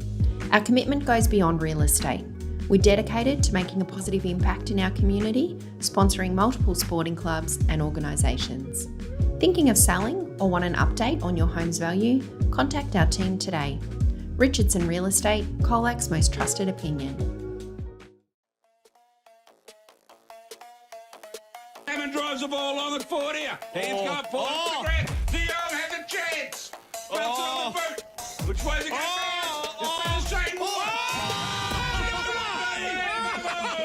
You are kidding. Gio, you can put that one down right now. What's on this best of like to pick the ball up? Keen, check sides around the corner. That's a goal of the day, Amy. And that is a goal of the day contender. And Darcy Leishman points to the umpire. Cooper feeds a handball out wide to Smith. Smith got options coming at him. Puts the ball up there. Fantastic grab down back. Ashton Harrison, 55 metres out. He's got the wind behind him, so he pops it up. He's made a good fist of it. One on rung is there. And ball bounced off. Ashton Harrison is kicked one from Camberdown just about. Goal of the day contender and the player. It's a real lift to get into this game, Farrell, I think. So Spears the pass in the Garth direction. Puts hands up. Gee, that's a good one. Yeah, it's a big tender. From about 30, kick. Oh, it's gone right across the face. The goal is the mark. It's a good pass. That's a good one. It was a good pass. He's our brother, Zach. Oh, he had a bit of a momentary fumble there. I don't know what he was doing there. Here's a chance. Shot for goal by Gas is good. Much soon to go. In fact, it's Cody Mason. He kicks 2 in a minute for Simpson. 91. He started 40. Here's Tom Leishman. Burst through the pack. And he has dribbled through the first one of the day. Tom Leishman, that was Leishy. Decisions don't go your way, but you've got to have a bit of control in your game. You've got to play anyway. The ball has been turned over 40 out from goal. Quick snap at goal and he's got it. Tristan Smith. They are alive here. Tristan Smith gets his first. Here goes Ryle again. Another quick possession across. Leishman runs out of the defence. The back there. Gee, Looking for low prices and friendly service? Then head to Bloom's the Chemist Colac, your local go-to for all things health. They'll pack your medications for free, deliver them locally for free, and help you save with everyday low prices on all your pharmacy essentials. Need a vaccination? Bloom's has you covered. No prescription needed. For care, value, and service you can trust. Better go to Bloom's. Celebration Superstore Colac, owned and operated by the same family since 2003. You'll find the largest range of beer, wine, spirits and more. Becoming a Top Drop member couldn't be easier, with exclusive member prices and weekly specials. And if you find a lower price, they'll match it. The friendly team knows their drops, loves to help, and will even carry your order to the car. There's only one place to celebrate: Celebration Superstore Colac. Everyone at your business always seems so happy. What's your secret? We drink a lot. You drink a lot? Yep, the managers drink, the staff drink, even the work experience kids doing it. Serious? Absolutely. I never thought switching to coastal pure water could make such a difference. Pays to drink local, I guess. Coastal Pure Water is the purest bottled water thanks to its reverse osmosis purification process. I reckon it just tastes better. Let your staff taste the difference. Visit coastalpurewater.com.au. At Hip Pocket Workwear and Safety, they do it all. From embroidery to full colour digital printing, they can print any colour, any design on just about anything. Need workwear that stands out? They've got you covered from head to toe.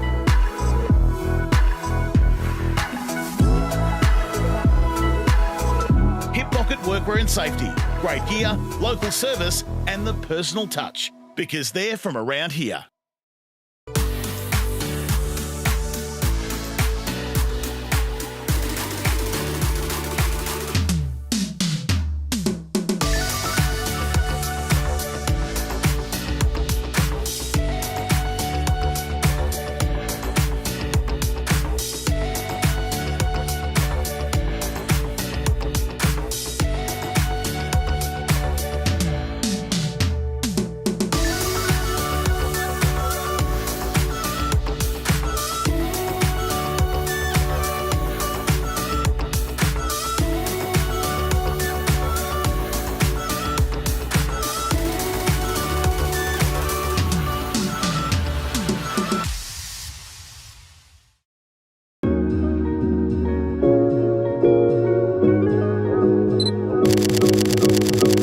Since 2004, Richardson Real Estate has been your trusted partner in the Colac region. Our commitment goes beyond real estate. We're dedicated to making a positive impact in our community, sponsoring multiple sporting clubs and organisations. Thinking of selling or want an update on your home's value? Contact our team today. Richardson Real Estate, Colac's most trusted opinion.